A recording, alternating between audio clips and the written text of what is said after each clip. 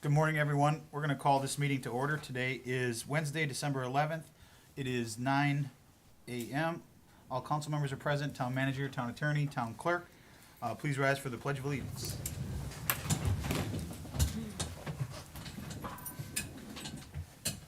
Allegiance to the flag of the United States of America and to the republic for which it stands, one nation, under God, indivisible, with liberty and justice for all.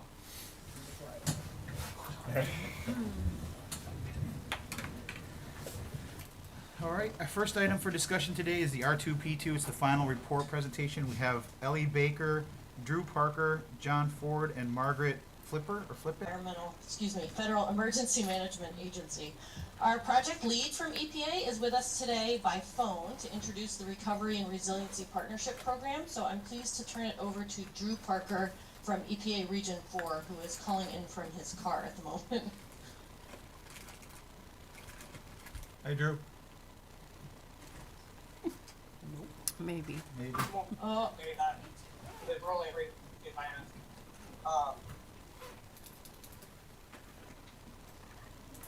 Drew, we're having trouble. Can't hear you.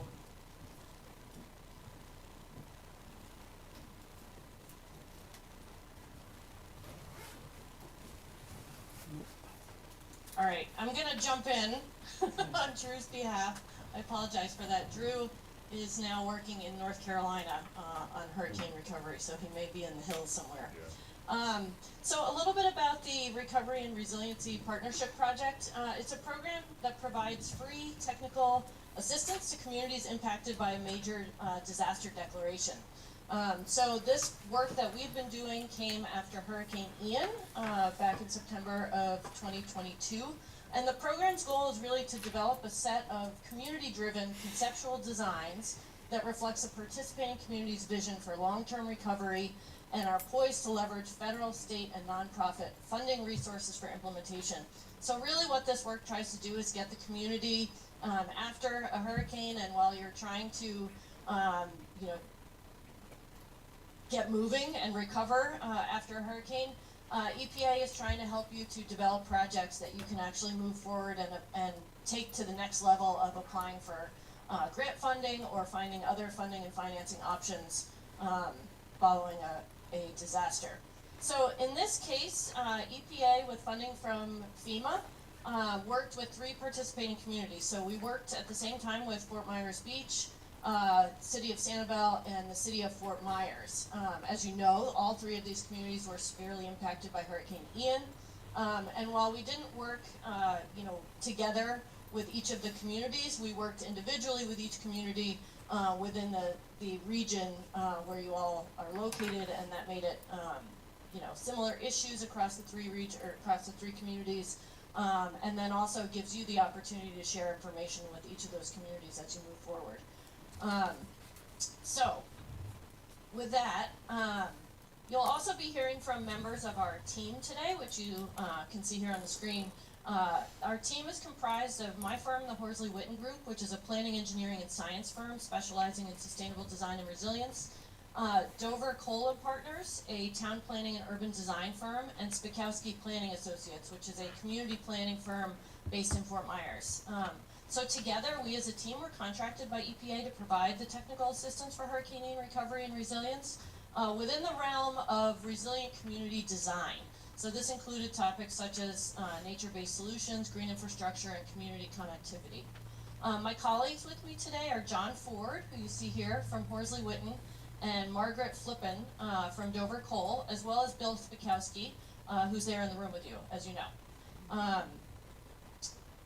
So I also would like to acknowledge the many federal and state partners that support the work under this program in Fort Myers Beach, as well as other locations. So a little bit about the R2P2 is the what we're calling this Recovery and Resilience Partnership Project. So that's the R2P2. This technical assistance emerged in response to the damage incurred from Hurricane Ian in September 2022. So EPA and FEMA initiated discussions with the town officials and staff back in early 2023 to identify, actually earlier than that, I think just after the hurricane occurred, to identify sort of potential projects where our technical assistance could be of use to the community. And this is kind of a big, wide open question, right? How can we be of use? And you all are trying to recover from a hurricane. So there was a list of initial ideas that was identified, and then we worked with the community and with EPA and FEMA to explore those initial ideas, and we came down and did a visit to Fort Myers Beach back in March of 2023, March of 2024, to meet with local staff, officials, and other key stakeholders, and visit a whole host of the potential project sites to better understand sort of the issues at hand, what are the goals, what are the things that you all are struggling with and could use some assistance with. So following that visit, we worked with the town to better understand some of the goals that the town was interested in pursuing and to narrow down the list of projects and focus areas for our work. And that's what you'll be hearing about today, those focus areas. So these are connectivity throughout the island, Newton Beach Park, and the Times Square and Old San Carlos Boulevard. So you can see these areas on the map. These pages, much of what you're going to be seeing in our presentation today is from the final report, which I know you have access to or a copy of in your package today. It's also available online. So these are the areas. We looked at Old San Carlos Boulevard, Times Square, Newton Beach Park, and then just sort of overall island-wide connectivity. We also tried to articulate the goals in the report, as you see here on the screen, to guide our work. So these goals, to put it succinctly, are how can we help to reduce traffic, improve connectivity, and help build and support community bonds, and just generally make it easier for folks to get to the places they want to get to around the island. Our report presents a connectivity map that identifies promising mobility ideas for the town's future, and you'll be hearing more about that from John. How can we support the town in maintaining public access to the beach in places like Newton Beach Park that are so beloved and well used by the town residents? Our report presents design ideas for a post-Ian Newton Beach Park, and again, you'll hear a little bit more about that from John. And then as you well know, Hurricane Ian really devastated the Times Square area of town. And our report explores some alternative futures for the next iteration of Times Square in an effort to assist Fort Myers Beach in sort of bouncing back from the damage of Hurricane Ian, while also adapting to change and reducing risk from future hazards. This is the very definition of a more resilient future.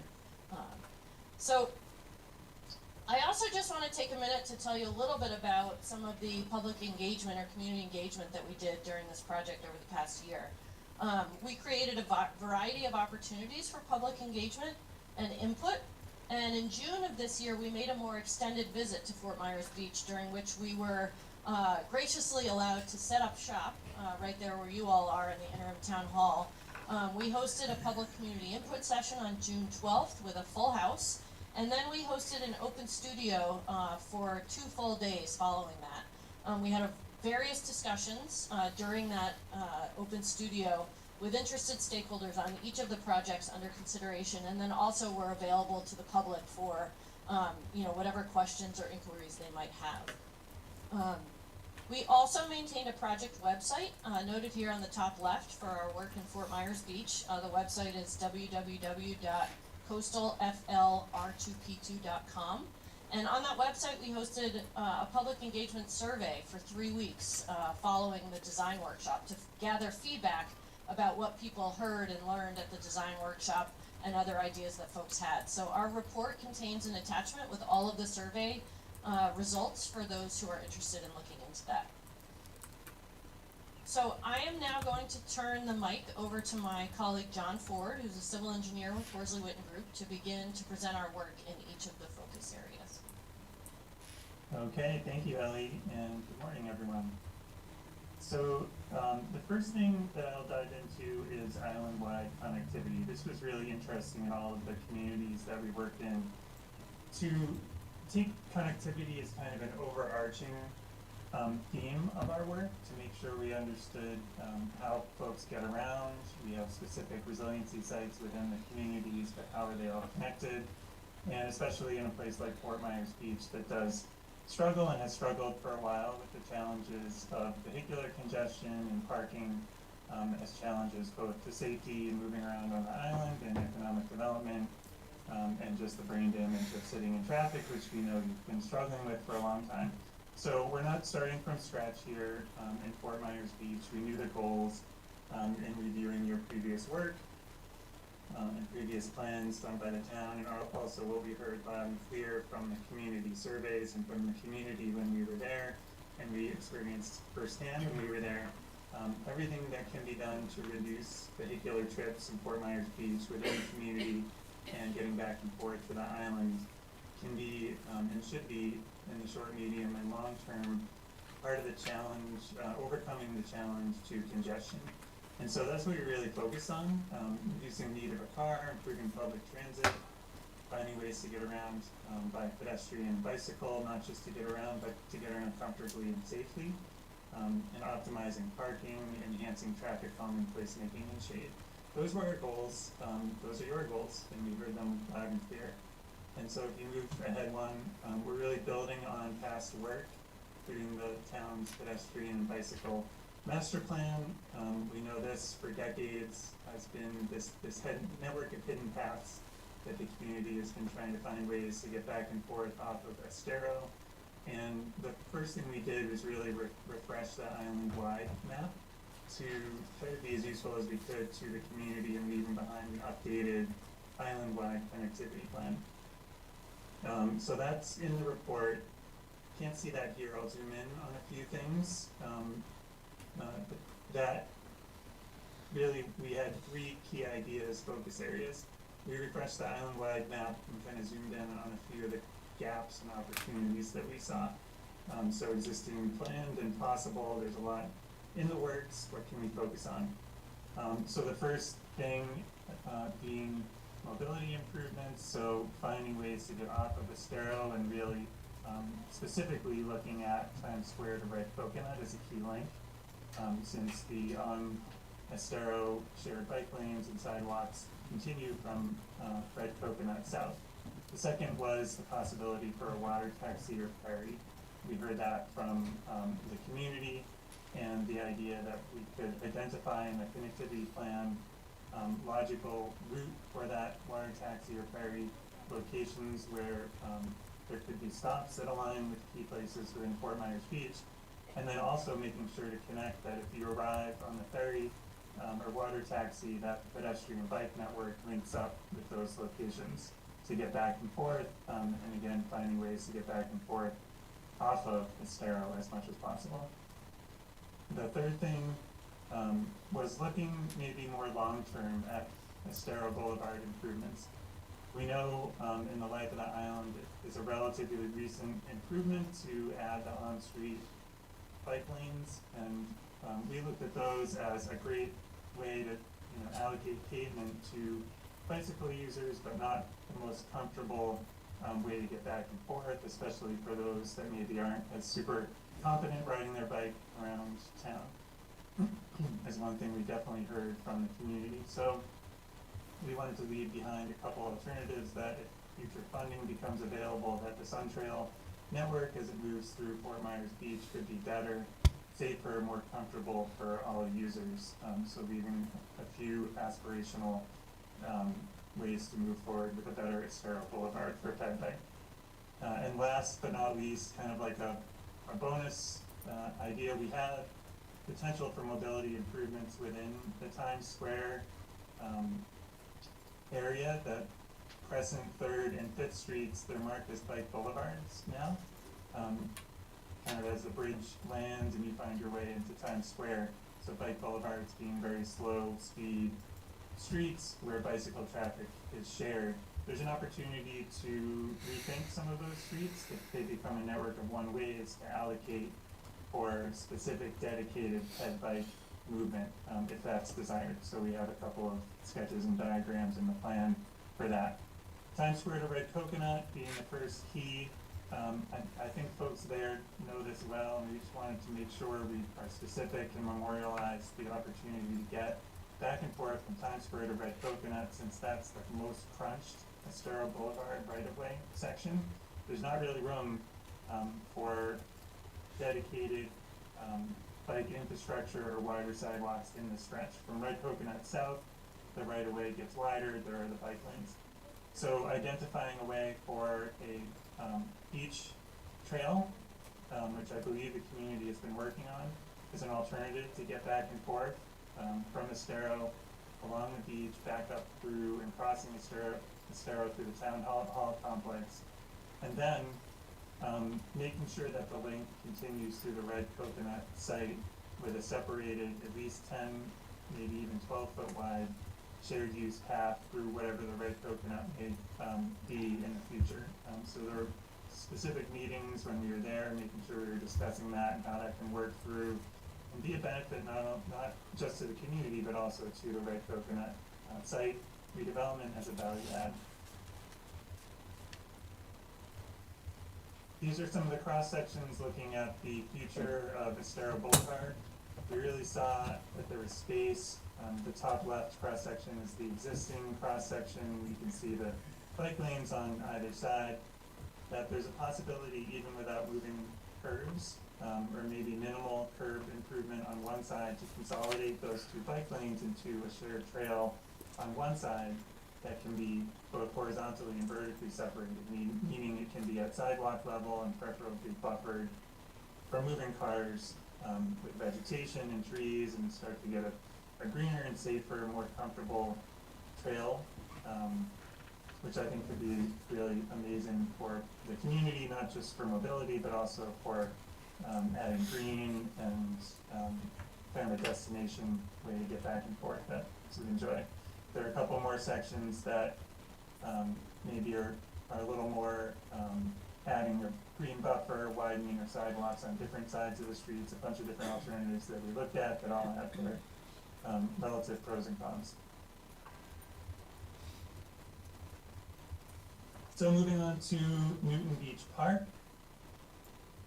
We heard loud and clear from the community, Newton Beach Park is a very well-loved place, a spot on the island with a lot of history in the Newtons there, and just devastating, especially devastating to the community to see that wiped away. And now that the community's been moving on and no longer needing that spot, for recovery operations like it had been needed in the past, and finding funding to move forward and kind of rebuild Newton Beach Park consistent with what the community is envisioning now.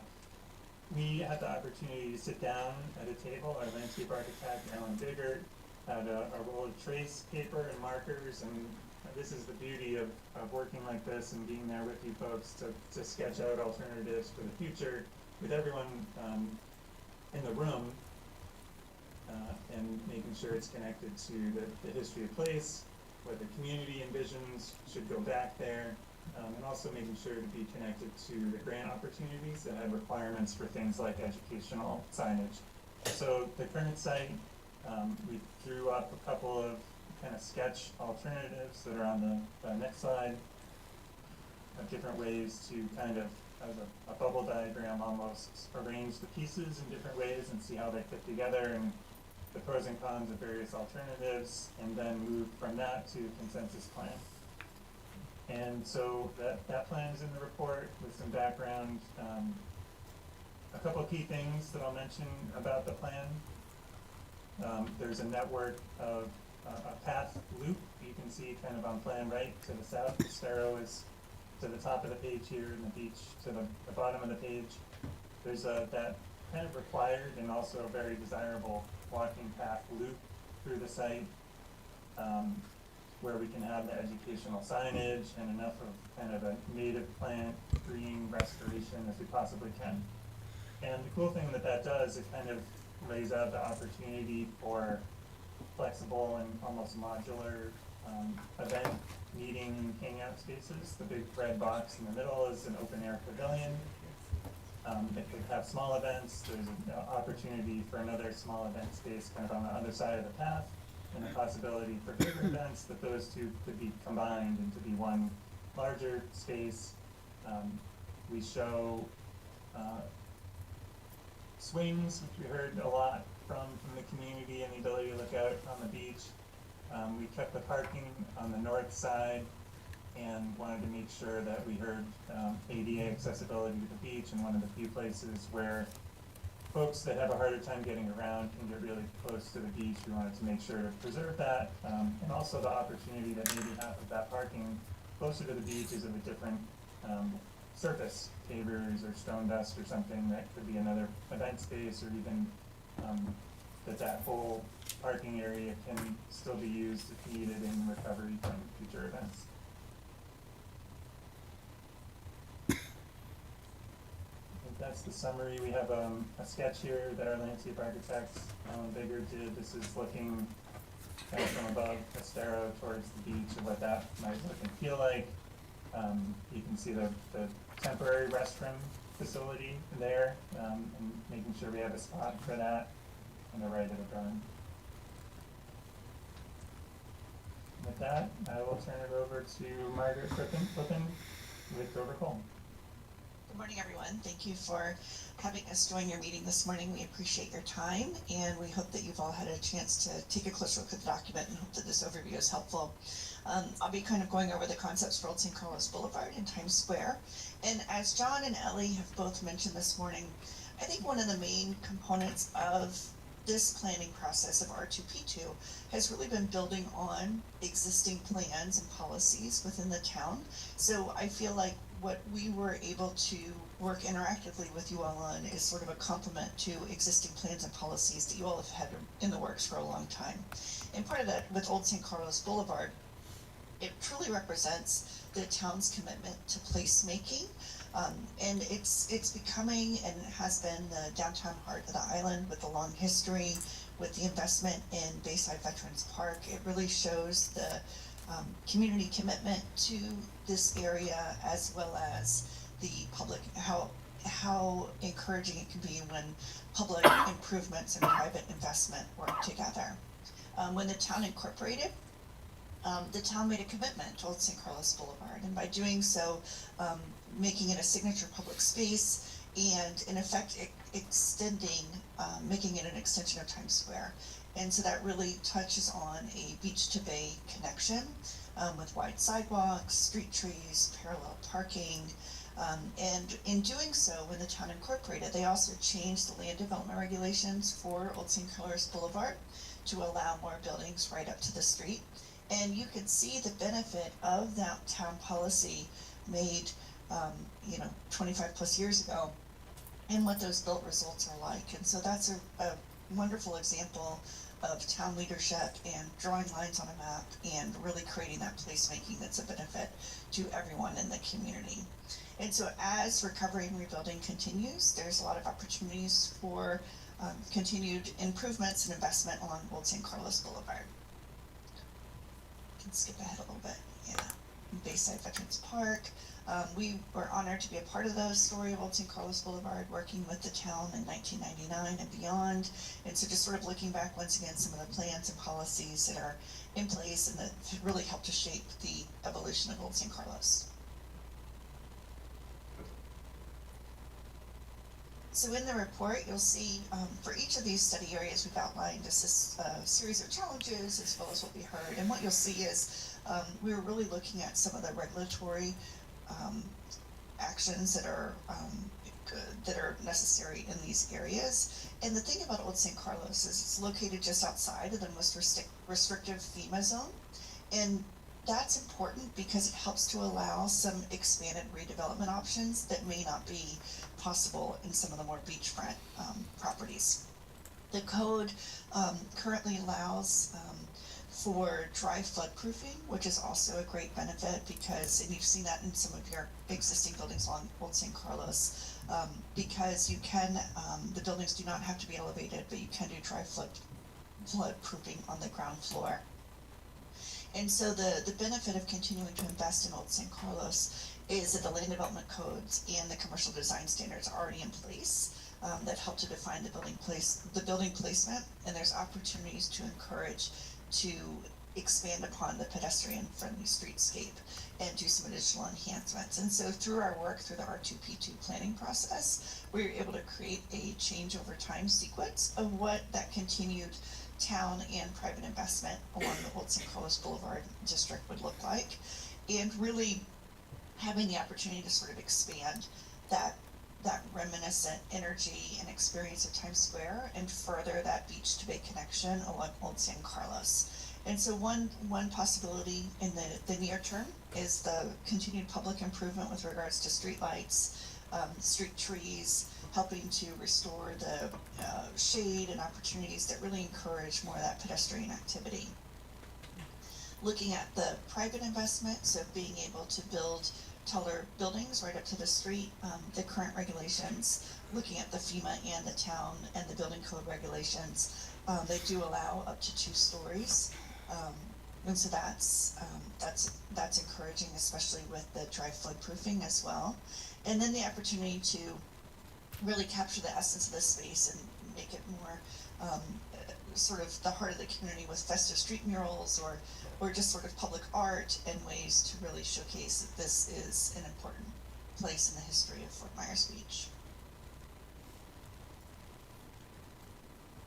Times Square was a main topic of conversation during our R2P2 planning work, and you know, the long history of Times Square as well as the reminiscent feeling and overall connection to the space with the public plaza as well as the buildings with restaurants and shop fronts filling out onto the plaza.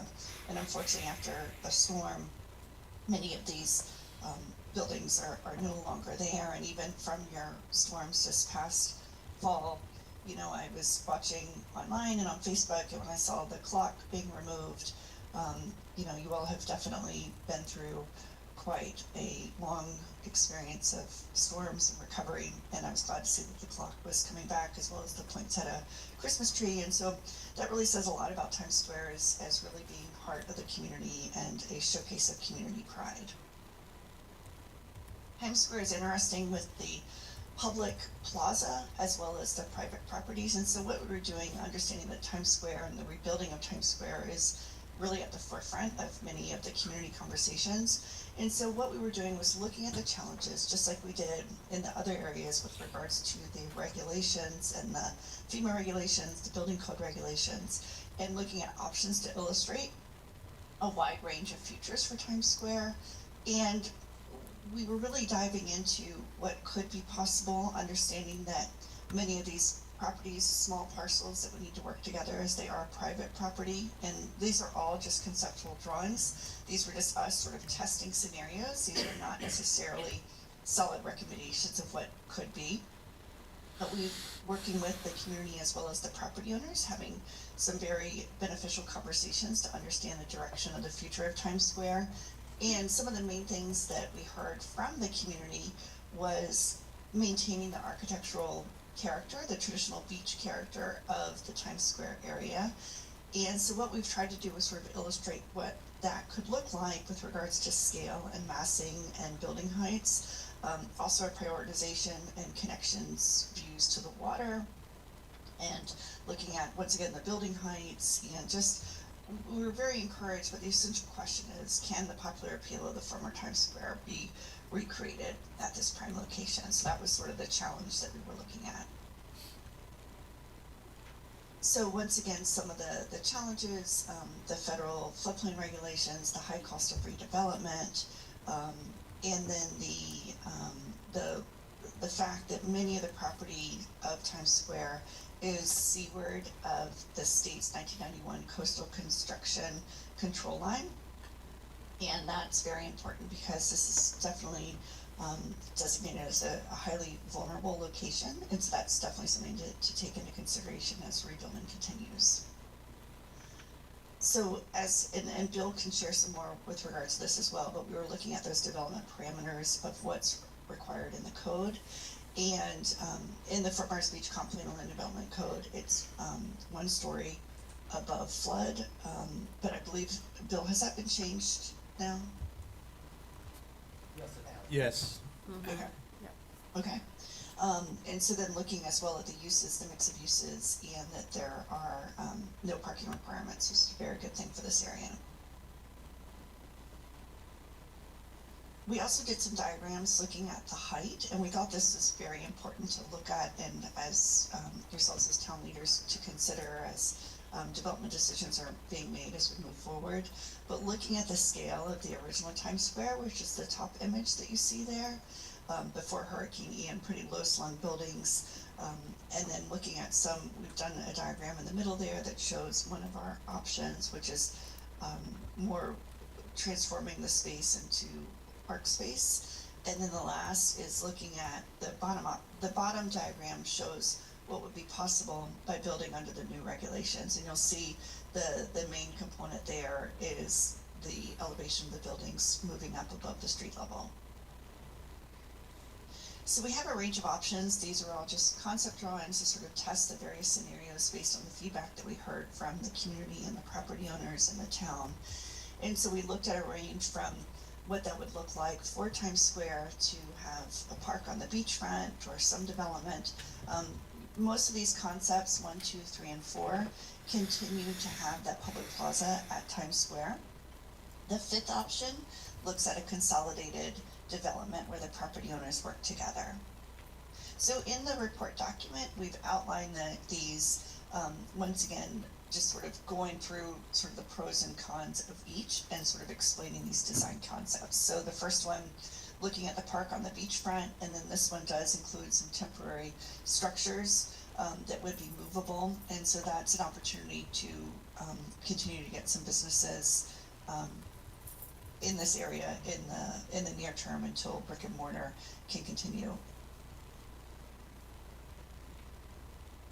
This one also has more the park on the beachfront, but as well as the actual new buildings and new development coming in built to the standards that are required for this vulnerable area. Also, this one changes it up a little bit with what it would look like if the buildings were placed on the beachward side and the park and more community space was on the landward side of Times Square. And then this is more development that would be both on the beach and the landward side of Times Square. But you can see the scale of this is very different from what was originally the original character of Times Square. And then option 5, as I mentioned, is more of this where the property owners would work together and consolidate parcels to create one cohesive and complete development. And in this scenario, the Times Square public space would be elevated more like a boardwalk or walkway incorporated in part of the development. So once again, these are all just scenarios, just testing options, just looking at what the regulations are requiring and what that would look like. So a big part of what we were hoping to do through the R2P2 planning process is to help you all as public leaders to visualize change and to be able to further demonstrate what these changes could possibly look like, more the scale and the massing of the buildings if the Times Square is to be rebuilt and as previously decided in the location. So we also, in the report, you'll see comparing options, and so these were just sort of some things, some feedback that we got from the town with regards to it'd be really helpful to have some ways to evaluate some of these options and scenarios. And so these were some of the criteria that we developed throughout this planning process, similar to the historic Times Square, looking at resilience, public accessibility, and then the amount of food and retail destinations on the property as well. So these are just sort of some of the things that, depending on what is a priority, you'll see that option 1 is the most resilient option with the park on the beachfront side, and then more of the movable structures on the Times Square landward side of the Times Square Plaza. So it's just an option to sort of think through the options and look at how you could possibly compare them and some of those scenarios and sort of attainable measures you can look at to compare the different options, especially as development moves forward.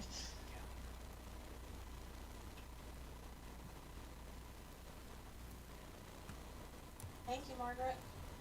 Sorry, I was trying to find my unmute button. Our report also provides some high-level implementation actions for each of these focus areas to help guide the town on sort of your potential next steps. So there's a couple of pages of a table in the final report, and we've tried to identify who in the town might take the lead to push these various items forward and in what time frame and order of operations they could potentially be undertaken. So these are pretty intuitive and simple next steps. But the idea here is for each of these projects to kind of guide you on what you need to do over there, or what you could do if you wanted to pursue any of these over the next couple of years. So for example, the island-wide mobility and connections, John presented a lot of different elements to improving connectivity. So the first task would be sort of taking those and having further discussion to prioritize which of those elements you'd like to pursue first, assemble funding, select a contractor, etc. For Newton Beach Park, that plan, I think, is, represents a consensus from what we understood down there. So maybe that one may be closer to happening. I believe there is actually some funding in place to move that forward to some degree. And then, what we presented is essentially a bubble diagram, as John noted. I mean, some beautiful pictures, but there's some engineering design that would need to happen before you can select a contractor and construct that. Times Square, I would say on this, I mean, there are a lot of elements to Times Square, obviously, in San Carlos Boulevard. And I just want to point out, I think, the biggest next step that we've talked about and that we heard a lot about is really maintaining and continuing communication around, public engagement, what the public wants to see, and also engaging openly with the landowners to try to continue to understand what's possible, what's allowed there, and what makes economic sense there. So there's just ongoing discussions clearly that need to happen there, and maintaining those open communications is really important. So Old San Carlos Boulevard, again, you saw some ideas from Margaret about things like replacing lighting, shade opportunities, public art, and so each of those things can be undertaken, sort of under a master plan idea, but individually. So, thinking about who might lead those, this could be a variety of different folks: Public Works, town manager. You'll see the town manager shows up a lot in this as a project lead, but really somebody needs to kind of say, yes, we're going to pursue this, and then perhaps delegate. But this is, as I said, a very high level sort of implementation framework for taking any of these projects forward.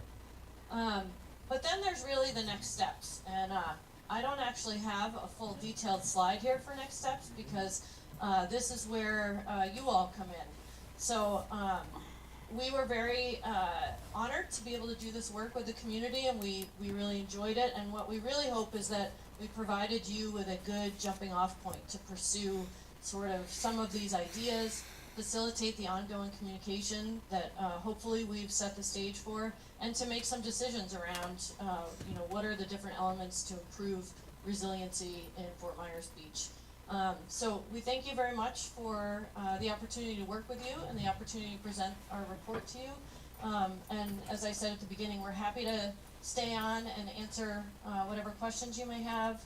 I also just want to reiterate that the report is, and information about our process and throughout this whole project is all available on the website, as I mentioned, but it's coastalflr2p2.com. So with that, I will stop sharing so that we can see each other, and we'd be happy to answer questions. And Bill Spikowski is also in the room there if that helps to, if he can help facilitate any Q&A, that would be great too.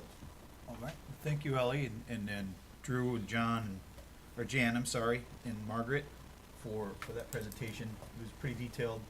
It's been good working with you over the last year and a half, 2 years, to get to this point.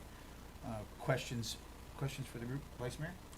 If I could, Bill Spikowski's here. He has an extensive history with Fort Myers Beach. I'm curious, Bill, as to your thoughts here, particularly next steps, and also did you have a particular aha moment as you were doing this analysis? The aha moment each time I come down here is where you've come from 2 years ago, because I mean it's still shocking as somebody who's never lived here but has worked here a long time. But the willingness of you all to keep pushing forward is just phenomenal. It completely energized us, which doesn't make any of the solutions easy though. And for instance, at Times Square, it's different than, let's say, the Red Coconut, where one company bought the property, and that one company can come to you for rezoning, or they can sell the property, or they can sit on it. Times Square is not the same way with all the small owners. The multiple small owners was actually, in my view, the lifeblood of Times Square. In that one small area, you had 8 or 10 different businesses, all competing for attention and service. And that's really cool, and that's one of the things that makes Fort Myers Beach so different from many other beach communities where everything is big and often fancy, but not that kind of variety. But at Times Square, if you just do nothing, you're not going to get a proposal coming to you, I don't think, in the same way that you will from some of these other properties. Who's going to move forward unless they either own all the properties or have agreements from the other owners? And so that's just a problem opportunity that doesn't fix itself. I think the question for the town is, for the town council is, do you want to wade into that or not? Or you just want to sit back and wait and see if somebody acquires all the property? Because there are things that you could do to enable interim or even longer term uses of a very low cost and scale. We're following, of course, the issues with FEMA and La Jolla and the shipping containers. And so you might draw from that conclusion that there's no way that this sort of low-scale, movable retail can work there, and that's not true. You can't have the shipping containers. But that doesn't mean there couldn't be some combination of food trucks and shade structures that would allow the individual owners to go back to providing the same kind of services they did before, but in structures that are, or they're not, actually wouldn't be structures, they'd be vehicles that provide food. And so, but that would take sort of you moving forward, because your current code greatly restricts mobile vending and transient vendors, and those are seen as the pests that you might tolerate. But in fact, that option one is, the Times Square options is actually making that a plan. And it would take changes to your code to do, and confirmation from FEMA about can't run afoul of FEMA on the flood insurance, as you know, because they have a stick that's so big that you can't really avoid them.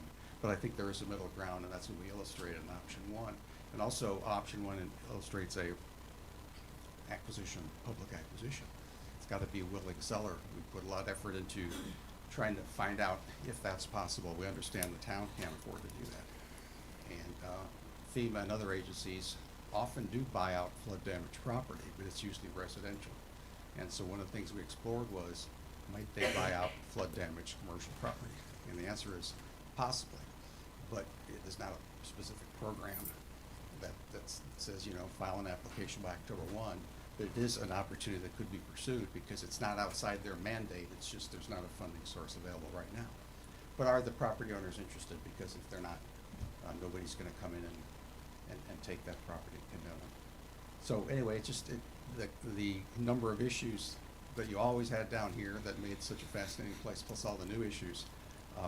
It seems overwhelming, but it also has a lot of opportunities, given the community desire to recreate as best we can what this place has always been.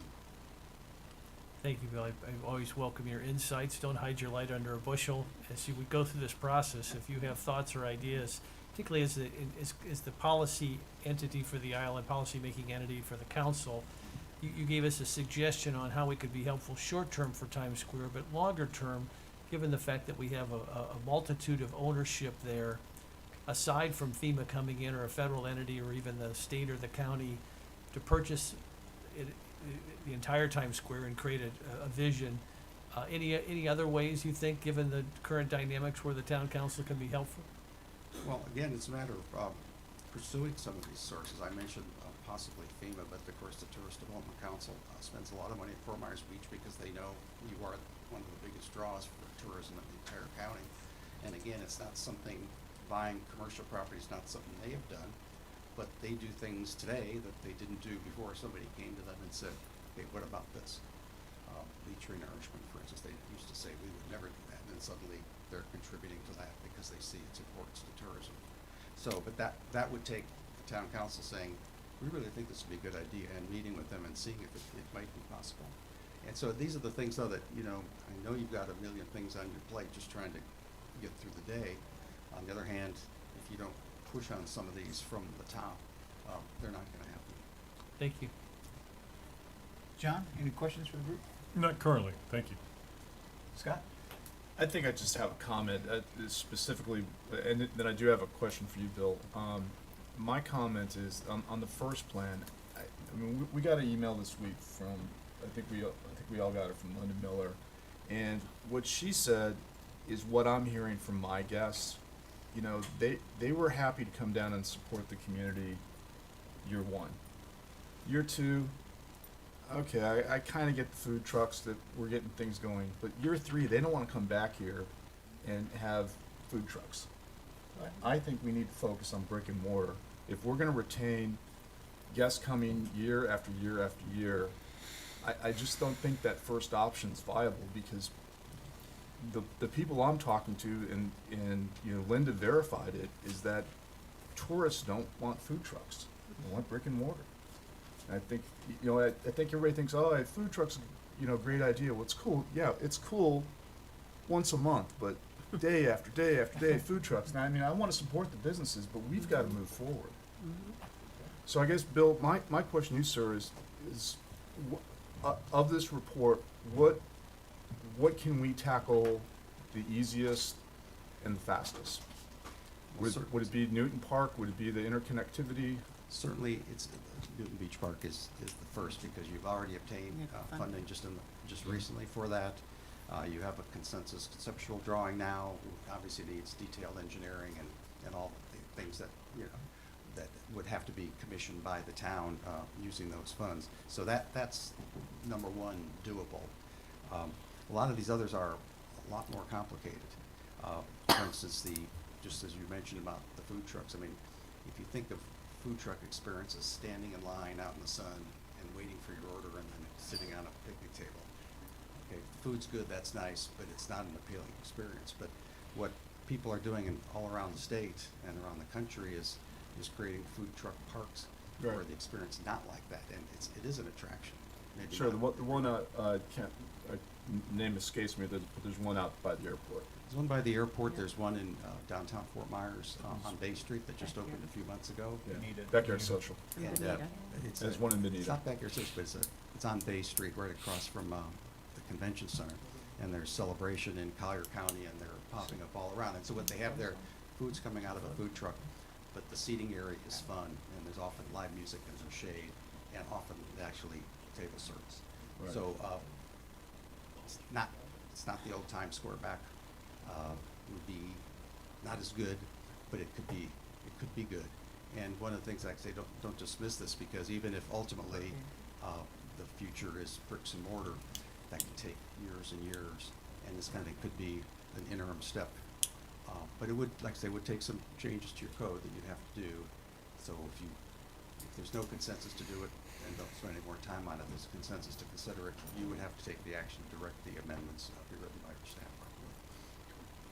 The other problem with that though too, Bill, is that, you know, I understand the food trucks for food, but people also want beer and wine and liquor and drinks. Absolutely. And the way the liquor license is you can't serve out of a mobile trailer. So a food truck on wheels cannot serve the liquor, which is where Loyola kind of butted heads with everything because they made the stable container for the liquor sales and they had the food truck. So, I mean, how do you change the state liquor license type things, or how do you make headway with something like that, even on a temporary basis?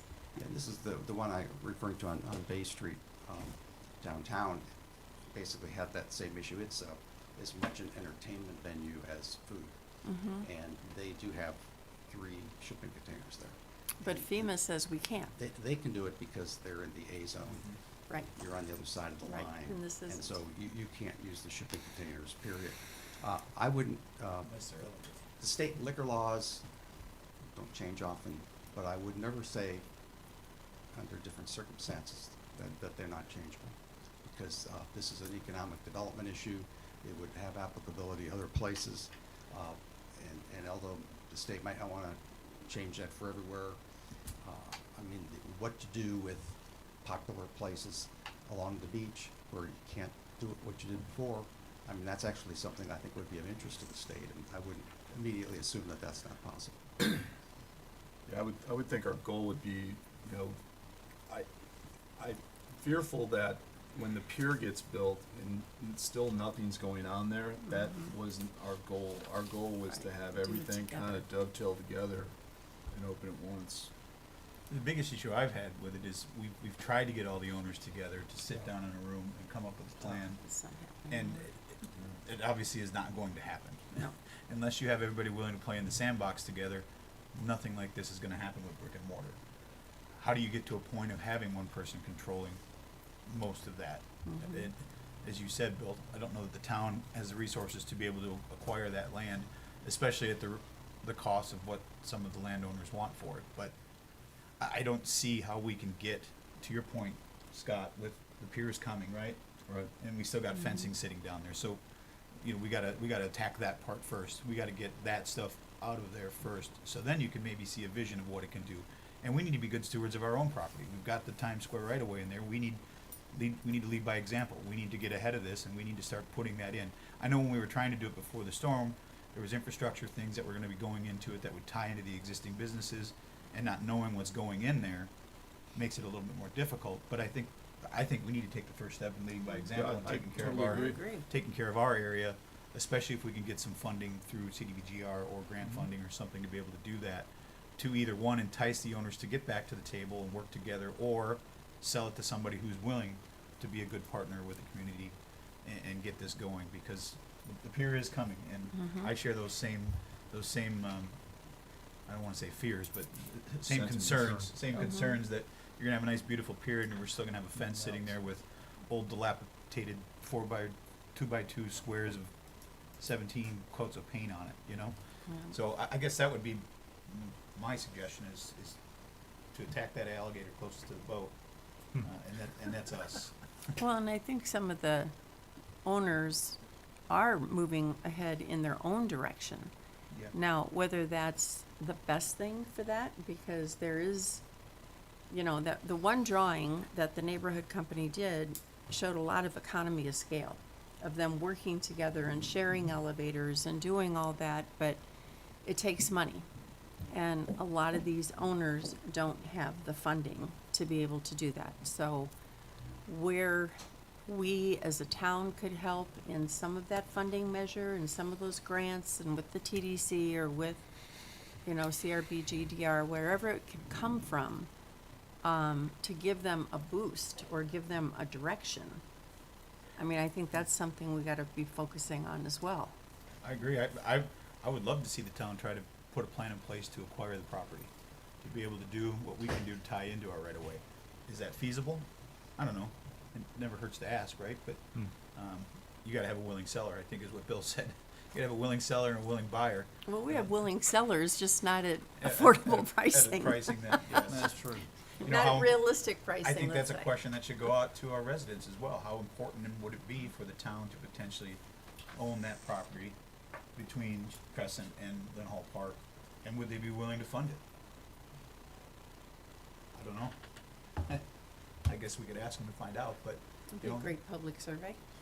do something, but, I mean, I guess, Bill, if you had a magic wand, what would you, I mean, you've been so instrumental in the comprehensive plan of Land of Elko over the last 30 years that you've seen a lot of changes, you've seen people come and go.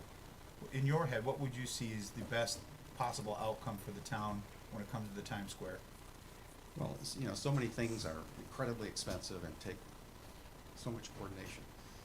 But there are other things that are simple, like changing the land development. I mean, it's simple, it's Right. complicated. but comparatively, it's simple. And so when I see a rule, and, you know, I may have written it for the town 25 years ago on mobile vending that would prohibit this sort of food truck park concept.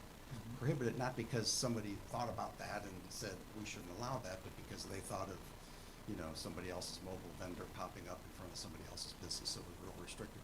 So to me, eliminating code barriers where they should be eliminated is so simple that you should do it even if ultimately Times Square has a brick and mortar solution.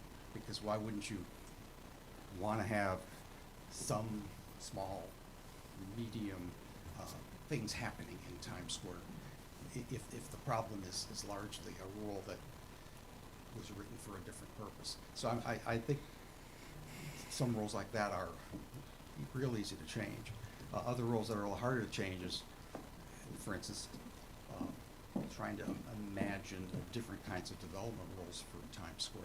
The rules you have now were, again, from 2002, and they said that any of those owners can rebuild up a story with the same square footage, but now up a story. Nobody took advantage of that. I think, I'm not sure. But because the cost of doing that is really high for a small property. I mean, and the space you waste on the stairs and elevators, it's really prohibitive. You do now allow 2 stories above flood. So that helps, but it's still problematic for the small owners, and there's almost no way for you to deal with that because you're not in the development business of buying people out. You don't have the money, you don't have the desire, you probably wouldn't want to do it even if you had all that. But when I talk about the possibility of acquisition, any government agency that's going to acquire that property cannot pay more than market value. So it doesn't really matter if somebody paid too much because out of enthusiasm, that nobody's guaranteed to get out of it what they put into it if they put into it too much. You know, nobody knows what that too much number, but that's what property appraisers do and argue about. So I think that the possibility of acquisition with funding from outside the town, whether it would be Tourist Development Council or some of these FEMA programs, is definitely worth exploring because the effort to do that is, again, it's like changing the land development code. It's relatively small compared with going out and building a building. If a private owner does that, or you as the town do it with your town hall, you know suddenly you need parking, and suddenly you get into that and you end up with huge expenses. So do the easiest stuff first. That's my sort of bottom line suggestion. Yeah, I mean, anybody that hasn't had a chance to check out Backyard Social in Fort Myers, it's actually kind of interesting how they use shipping containers, but they elevated them. So I mean, I guess it depends on FEMA. Carl's not here, but so you could technically use shipping containers for, you know, alcohol service or whatever if they're elevated to a certain height. So I don't know if that's kind of a midway solution to something like you're talking about versus just food trucks, but providing a space like that. Again, if nobody's been there, they've got nice patio up there you can sit on. It's covered. It's open air, but it's covered where they're serving food and alcohol. They got a little stage there. It's pretty neat, and it was fairly inexpensive. In talking to the people that put that together, compared to brick and mortar, it's a cool concept. It's something I think the town could do very easily. I think it would be something that would be financially achievable from the property owners there, to allow like the Laola's type of open. People love that space, right? So to do some kind of backyard social thing there on that property, I think that's something that like Chris or somebody could probably function and make that happen. But And by changing a few minor rules, you would allow any individual owner on their own to do something. Maybe not the liquor house. I'm not as familiar as you are with that rule. And I do know that the backyard social, I did look at it pretty closely and concluded that it could not be done and it cannot be replicated exactly at Times Square Right. because of your flood zone. Right. But the shipping containers and the liquor, I think, is the key difference. They were allowed to do that by elevating just a very small amount. Your elevation requirements are really high, and by the time you get up that high, whether it still makes sense to do it in a shipping container, I don't know. But again, if so that could either be or could be both, an interim solution for individual owners to start activating that space. It could ultimately be something that a lot of people would wanna do either jointly or individually. Again, few rules in the way, a few unnecessary rules in the way, you know, that's the kind of thing to start with. All right, well, thank you, Bill. Yeah, Yes, sir. just one more, Bill, because you're here, we don't often get you here in the benefit of your wisdom. I'm curious, because the report focused a lot on re-energizing Old San Carlos. I'm not trying to get into the granular details of the proposal, but I'm curious as to your thoughts. If a more modest Arches proposal was to resurface at Moss Marine, what do you think the impact of that would be on on energizing Old San Carlos, that corridor there? I mean, it could either help or it could draw energy away, and it's hard to know. I mean, the concept behind the arches was, you know, you have sort of an anchor for Old San Carlos at Times Square, and this could have another waterfront anchor at the other end, and the idea being it would benefit the whole. But, you know, right now, Old San Carlos is pretty beat up, and this fall's storms sure didn't help, and are likely to continue being a problem. And, you know, if something really new and nice and shiny next to something pretty drab and run down, it could also sap energy. I wouldn't try and tell you what I think would happen. I don't know. Okay, thank you. But I mean, the idea was Old San Carlos and Times Square always worked together. You know, that was always the idea in the beginning. Was you had this little tiny kernel of Times Square, and then Old San Carlos was just the entry road off the bridge with a few abandoned fast food stores. But I'm just wondering, with the struggles with Times Square, with the synergy of an Arches proposal with Margaritaville, it seems like that corridor with Old San Carlos might be enhanced. It might be, and also Crescent Street could be enhanced, again, being the connecting point between, when people go out for the evening, they don't just go to one place, they like to go sometimes to a couple places, and that's the walk in between, so it could benefit definitely. Thank you. Mayor, Yes. if I may, a couple options, and as I'm listening, obviously P3s are very functional in a municipality, public-private partnership. Of course, you have to own the land, so if we did that, that'd be a bond issue. The other thing is that we did talk about it ad nauseum is it just slipped my mind, but the CRA for that whole area where all the tax dollars go there. And of course, as Times Square would be developed, everything would have to leave in order for construction for 2 years. It would just be a dead zone. So there's a lot to think about. Investing money in a storage unit, connexes to be put up, and then they'd have to come out at some point, and that type of thing. So there's a lot to think about with a P3, but that is an option, and a lot of towns and municipalities do that. But I think the CRA is probably going to be the best focus, and that way all that revenue stays in that area for 20, 30 years, whatever the time. I think it's 20 years if I'm not mistaken. So we probably need to really start focusing on that, particularly in that area. At least start the And money for those non-Floridians, CRE is similar to a TIF district, is that correct? That is correct, yes. If I may just comment really quickly to Bill's comment and to Andy's comment. The city of Cape Coral is currently building a food court, mobile food truck court right on the Caloosahatchee, right when you come off the Cape Coral Bridge. It's been a project that's been going on for a year now. They have little issues with the restrooms, just like our friends at Margaritaville did there on the beach, but they've got that figured out, and it's going to be an in and out type place with all the utilities coming from above. They've thought it out pretty well, and they're due to open here, I think, in the spring. And it'll host pretty close to 10 different food truck vendors with restroom facilities, and it's right there for everyone to see. So there's a lot of different options for, lack of a better term, quick income and quick turnaround. But the long-term solution is gonna be a bigger pill to swallow. Again, I think it starts with us leading the bus. Correct. Right, or driving the bus. We've got land there we can take care of. We need to start taking care of it. Yep. All right, thanks, Bill. Unless somebody else has a question for Bill. Okay. All right, again, thanks, team, for all your hard work and this report. I'm sure people that are listening are clicking on there to check it out now, so have a great day. Happy holidays, Merry Christmas, whichever floats your boat. Thanks. Same to you, thank you so much. Yep, take care. How'd you know I was a boatarian? All right. right, next is item B, the leasing of town right-of-way for private property use. Who's gonna start that? Judith?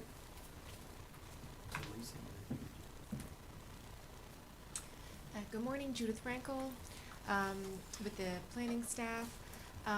This issue has come up a couple times with proposals that planning staff had seen. And so we wanted to bring it to you all in this less formal setting before we bring you an actual proposal, just to kind of test and see where your feelings are. I would like to let you know that one particular application that we've seen, the representative is here today, Mr. Jim Ink, representing 1901 Estero. I'm told that typically at M&Ps you don't take public comment, but I'm also told that that's up to you. And I think that he is prepared to give public comment on the topic, if that's your desire. Well, I think first let's get our questions to you, and maybe he wouldn't need to, he may not need to speak if he Okay. doesn't, So I have included in your backup material the kind of receipt and forms that 1901 Estero had historically used, just so you could see an example of what has been historically done. And but I have not provided you the proposal that staff has seen for what would happen on that site. So it's really just to kind of get a policy direction. Well, I guess my question to you first, Judith, would be, if this was already a policy that was in place before, why is staff bringing it forward now to potentially, is it your recommendation that you want to change it, or? No, so I don't have a particular recommendation. I'm asking for your Well, recommendation. I guess what I'm So- trying to get at is, if it's already been in place, that it's been allowable, Yes. why is it coming before us if we Yes. haven't brought it up that it was an issue? So, Can you, there's, Judith, real quick, I'm sorry to Right. interrupt, but for the people who are watching, they don't have a packet in front of them. Could you explain what this property is? And- Sure. yeah. so, can I answer the mayor's Yeah, question? so Okay. whatever works best. So, in reviewing what the town policy is, there's resolution 18-20, which really just seemed to carry forward what had been established pre the incorporation of the town. So when the town was being run by the county, there were certain right-of-way portions that the county had leased to private property owners, and there was an agreed-upon amount for that leasing. And then Resolution 1820 kind of carried that forward. So if you had an existing agreement, the town agreed to continue with that agreement. Now, because a lot of those properties, and there's not very many of them, I think there's about 6 where we're talking about parking specifically, those properties are coming for redevelopment. So in our opinion, because there are new property owners, because there are new projects going in, this is the opportunity to consider whether you want to continue that. And if you would like to continue it as is, we can bring a new resolution just to memorialize it as policy as these projects come back. So we thought this was a good time just to bring it to you. Do you want to continue in this manner, or do you want to, revisit it in some way? 1901 Estero is the corner of Estero and Ohio. It's where the former Hoosiers restaurant was, and what they're planning to redevelop that property. And meeting with staff, they said, along with the redevelopment, they would like to maintain that leasing, that relationship with the town of leasing about 9 spots along Ohio.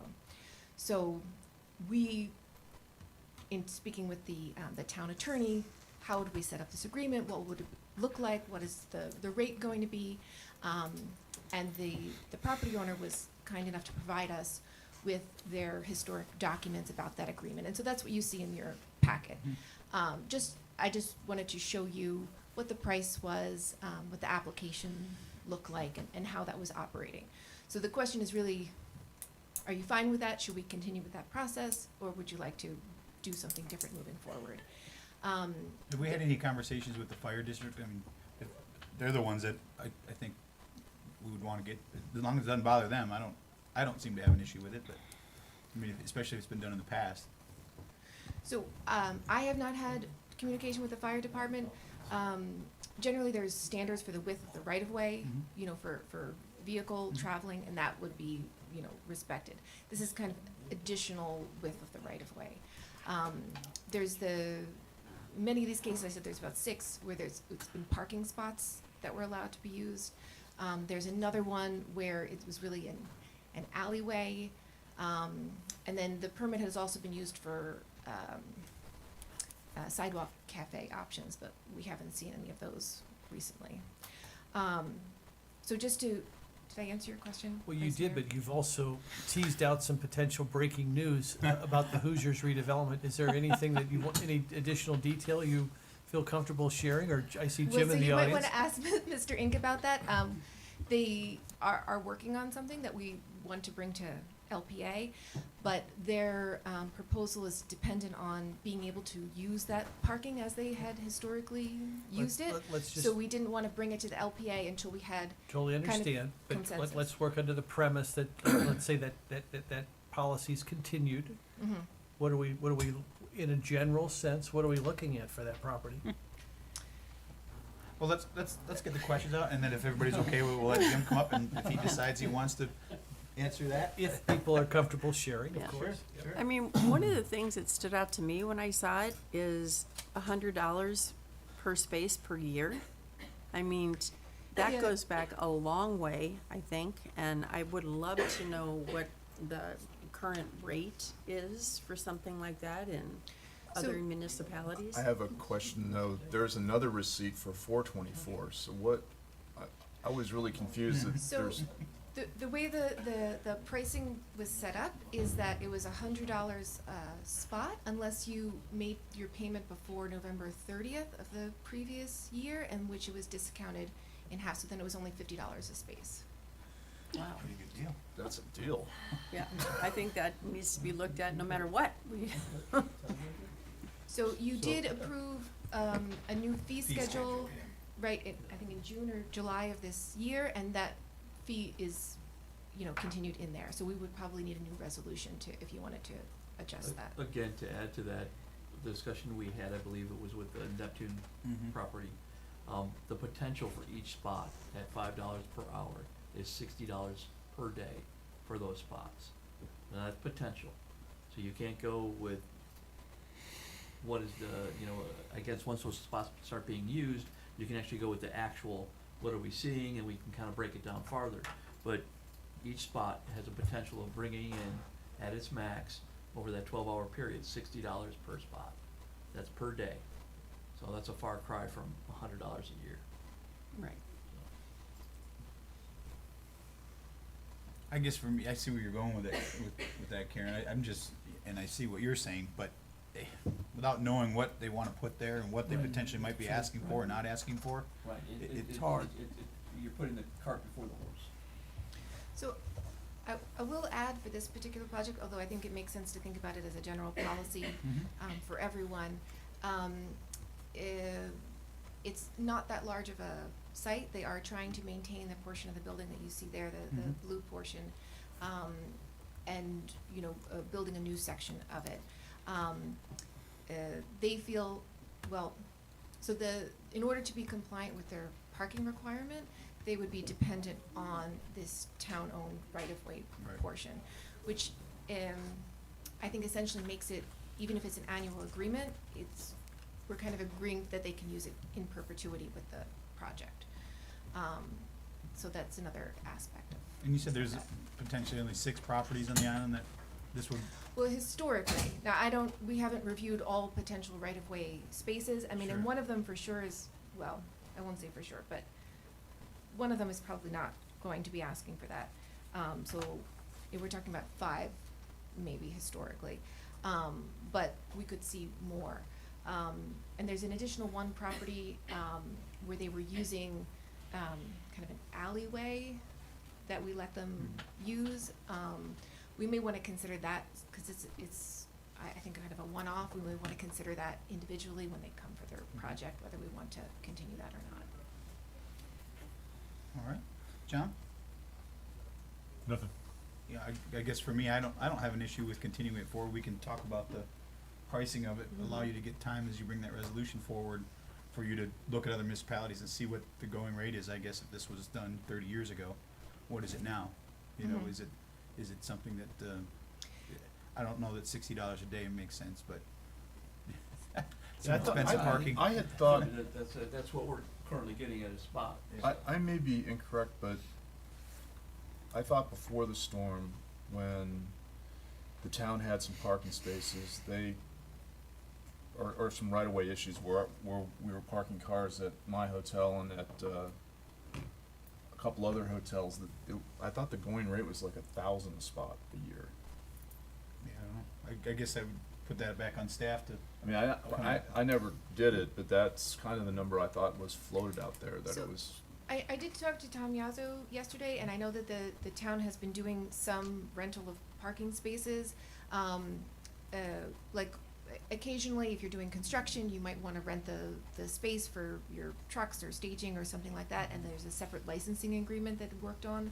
So maybe you want to use that in these situations. I think this was different because it was, you know, not grandfathered, but it was just like carried over from what the previous agreement had been. Right. So if there had been something new, it might have fallen under that licensing agreement, that code compliance had worked on. Yeah, because there is a lot of, you know, right by Times Square, there's a couple hotels and condos that timeshares that I thought it was $1,000 a spot. Okay. Well- We can look at that. It wouldn't have fallen under this right-of-way permit, Okay, so that this particular property Yeah. was utilizing. Okay. Yeah. And I have no problem with moving forward or staying with the right-of-way agreement. I just think we need to look at the cost, or at the pricing of it. Okay. My second question would be, would you want us to bring forth a resolution with a suggested amount Yes. Yes. before you see the project? Or could we bring them at the same time? I'd like to see them together. Yeah, I don't have an issue. Might have a Yeah. much better idea of what the overall project's gonna Yeah. look like. But we're Nancy looks like only she's got ready something. to start Well- one project, right? I just wanted I to. think you should do it Go ahead. as soon as possible, Yeah, I because do there's too. other people that may have this issue, when they're looking at, hey, am I gonna buy this or not, we've set a precedent and the word's out that here's the deal going forward. So I would think you'd wanna do Makes sense. this first before waiting on his project. Okay, I mean, again, we Wouldn't could you ask guys him, I agree? think he would like to move forward sooner makes- rather that than makes sense later, to me. but- It's fine, it's fine. Makes sense to me. Yeah. At least you know ahead of time. Cause I don't wanna do it just for this one project in mind. I wanna see the whole, it's a change of policy, and it should be a change for everybody Yeah, Okay. and that needs it. if I can add, I think Scott was looking at my notes. So what you have, I mean, these projects, Oh, man. We're not in grad school anymore. So you've done it. I can't see, that's my problem. no, seriously though, you know, these projects that come to you, they are all quasi judicial. So when these projects come, we'll make this disclosure. I'm glad that the applicant's representative is here today as well. So they are on a case-by-case basis, but I believe what Judith is asking is for policy direction, so that when there are other projects that come as well, just like Scott said, she knows which direction to go with them. And yes, so how do you want to handle that? I think I've heard that it's okay to have these type of agreements for certain projects, as they come forward, and then also an issue on the fees. And then just, you know, from a technical side, we're calling it a lease. It's really just a right-of-way permit, which is basically legally more of a license and not an actual leasing situation. So that's just a fine technicality I wanted to share. That renews on an annual basis. Correct, Okay. correct. I believe that's the policy direction you've been given. So if I may, a point of personal privilege here, because some of us from Indiana are still savoring the possibility of a breaded pork tenderloin again at Hoosiers. Can I ask? likes it too. Can I ask for unanimous consent to allow Jim Inkes to discuss what to the extent he If you- wants to discuss? Since he's here today, just give him a minute or two. I have no problem with that. You guys have any? Nope, not Come on at up, all. Jim. Great. Come on up, Jim. Good morning. For the record, Jim Hank, Kink Engineering. I've been here as a planner and an engineer, and this project, 1901 Estero, has been going on for a very long time, and we're having a lot of little hiccups and difficulty getting it there. But the intent is, under the build back provisions, to put back the square footage and put back the uses that were there before. So yes, restaurant upstairs is a high possibility. The problem being is under the build back provisions, site is not covered adequately of what that means. And we had a site that had parking on Estero, it had parking on Ohio, some parking on Ohio, which is what we're talking about this morning. And without that, we've done a, what can we do, code compliant plan for staff through our year-long process we've been going through. And we can't build hardly anything. So that's why we brought that up, since we just wanna put back what we had.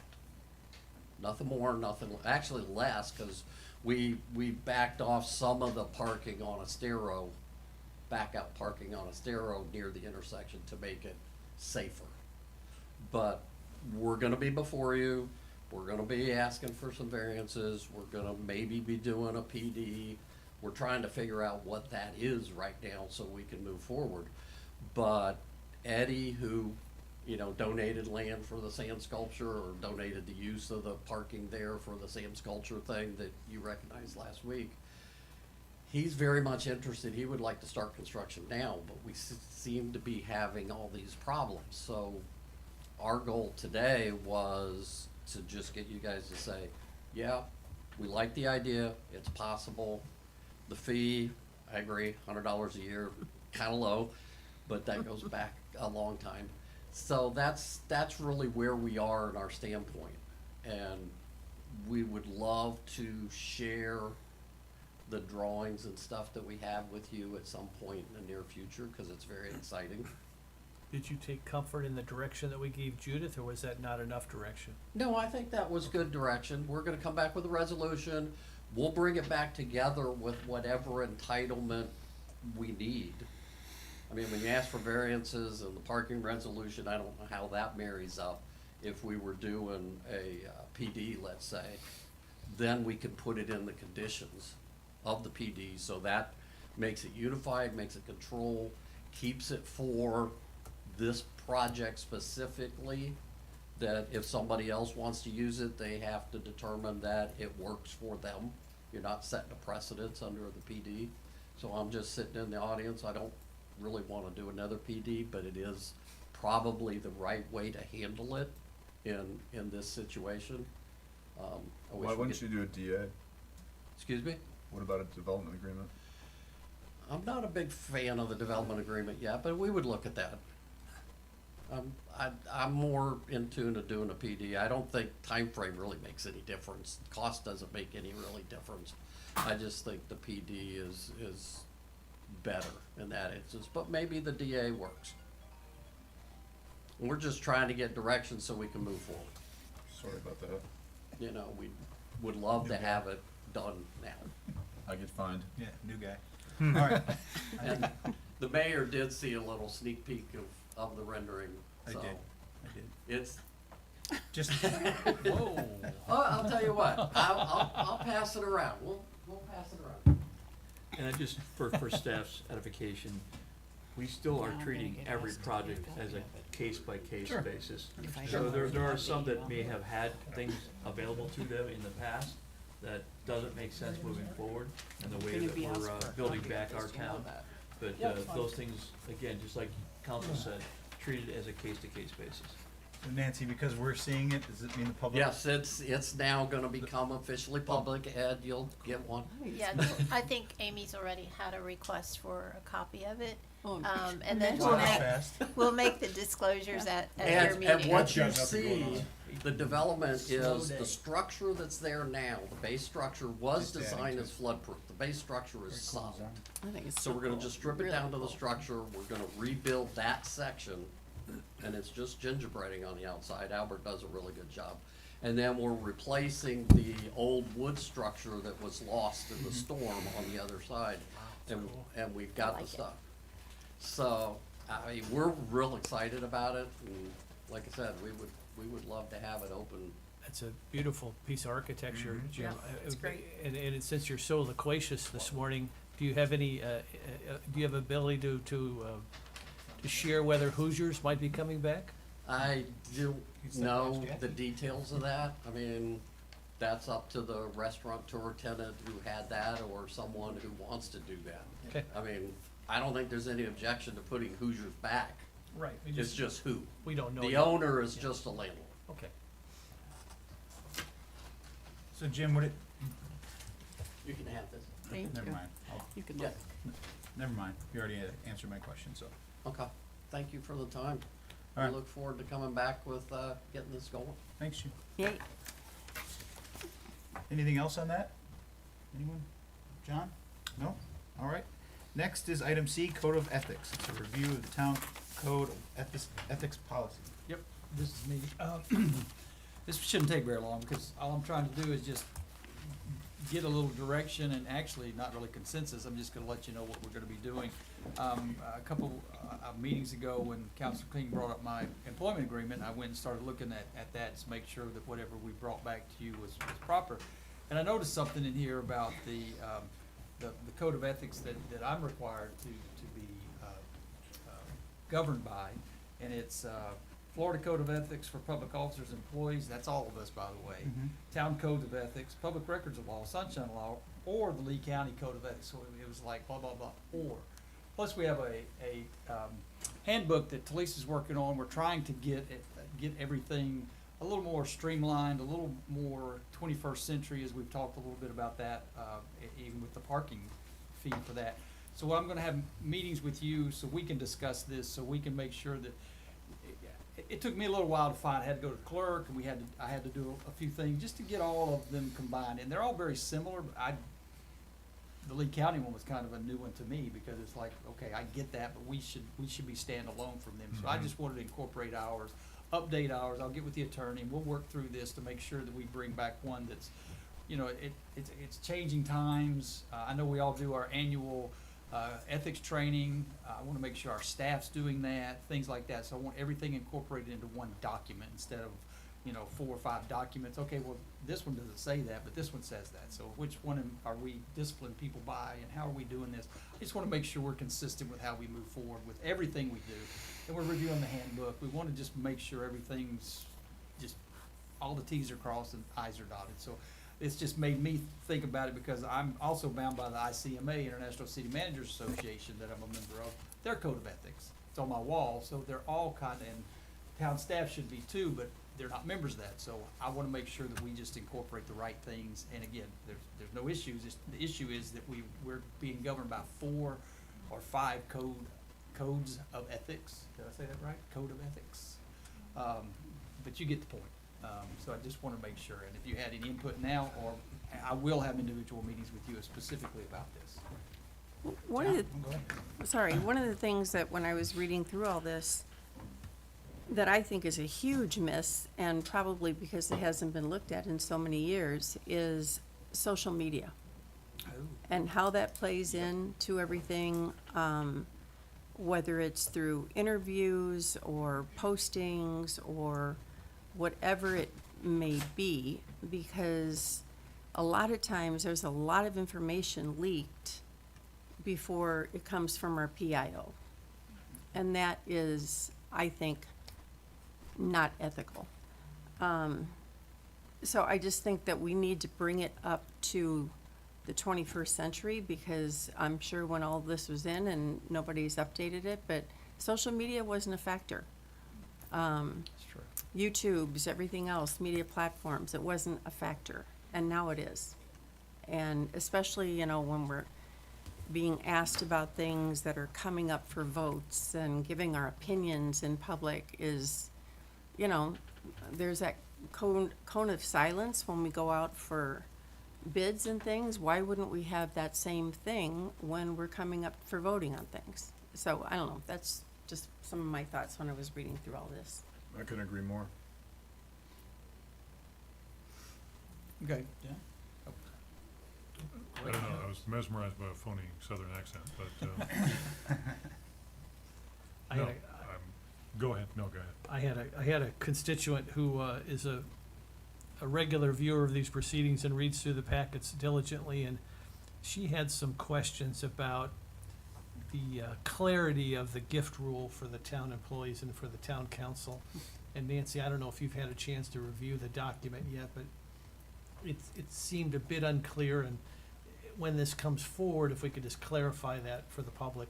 Yes, I'm happy to do that. In fact, I'm working with Talisa. We're trying to get a PowerPoint presentation or a video so that when she does her onboarding for employees, that they would be aware of what their requirements are, and then we would put that in your code of ethics as it applies to you. Okay, and when that comes forward, would you mind just giving a brief recap publicly of what the gift rule is? So the public can be aware of Yes. it as well? Right, Yes, thank you. thank you. I have an interesting example about that. When I was at the city of Jacksonville in 2000, I was part of the ethics committee that was forming the ethics policy for the city of Jacksonville. So I think gifts were, there was a highest threshold for everybody except elected officials. And so we were trying to formulate that and trying to get it to where it was consistent. There was a lot of resistance. And I'm not saying there's a resistance. That's not my point. My point was that everything was agreed to, and for years, then all of a sudden there was a new owner of the Jacksonville Jaguars, and there was a new box, and there was a new way to, and the town owned the stadium and stuff like that. So how did we allow them now to sit in the box for the owner of the Jacksonville Jaguars when during the games and things like that? So then the council, a 19-member council, voted almost unanimously, okay, well, that's okay for us to do that, but nobody else can do that. So, so then that threshold, what's that amount? And everywhere I've been before, if you do something like, okay, then I pay you back, or you pay your way, but anyhow. Is Yeah, watching that's is watching the Jaguars a benefit? I think it'd be more like a punishment. Well, This year. There had been a time, of course, when the Packers, well, I'm just gonna stop. But, I'm not a Jaguars fan. I was making an example, sir. Yeah, And I think I the know. people who live in Jacksonville would probably argue that point.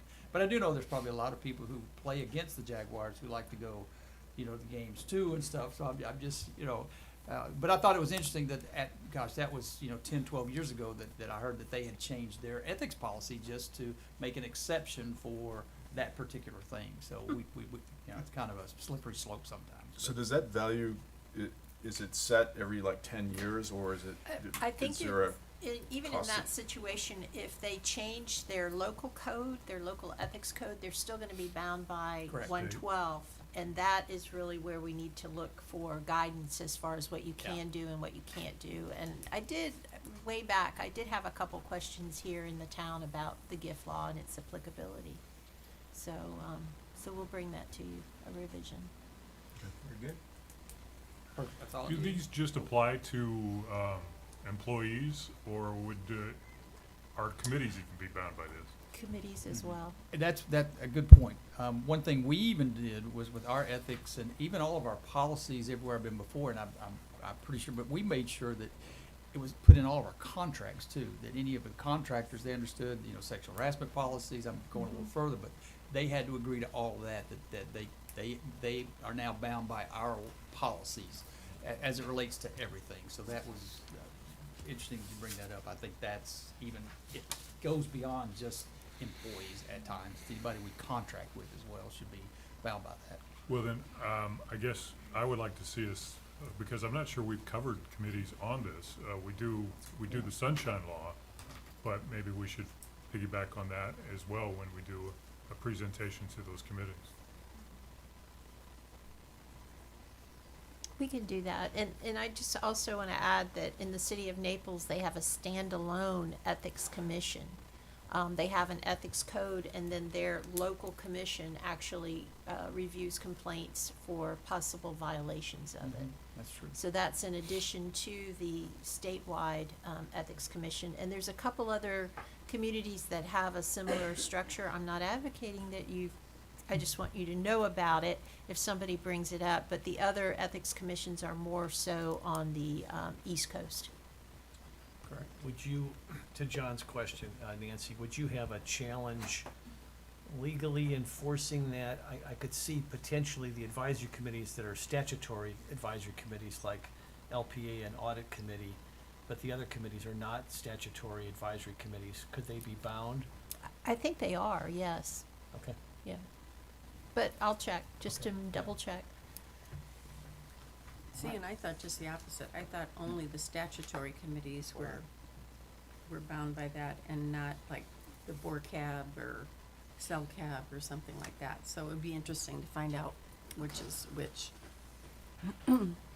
Well, I guess it depends on what we're talking about ethics. If we're talking about what Andy was talking about with monetary gain or something like that, then yeah, I can get away with that. But I would hope we'd all be bound ethically, whether we're serving on a committee or not.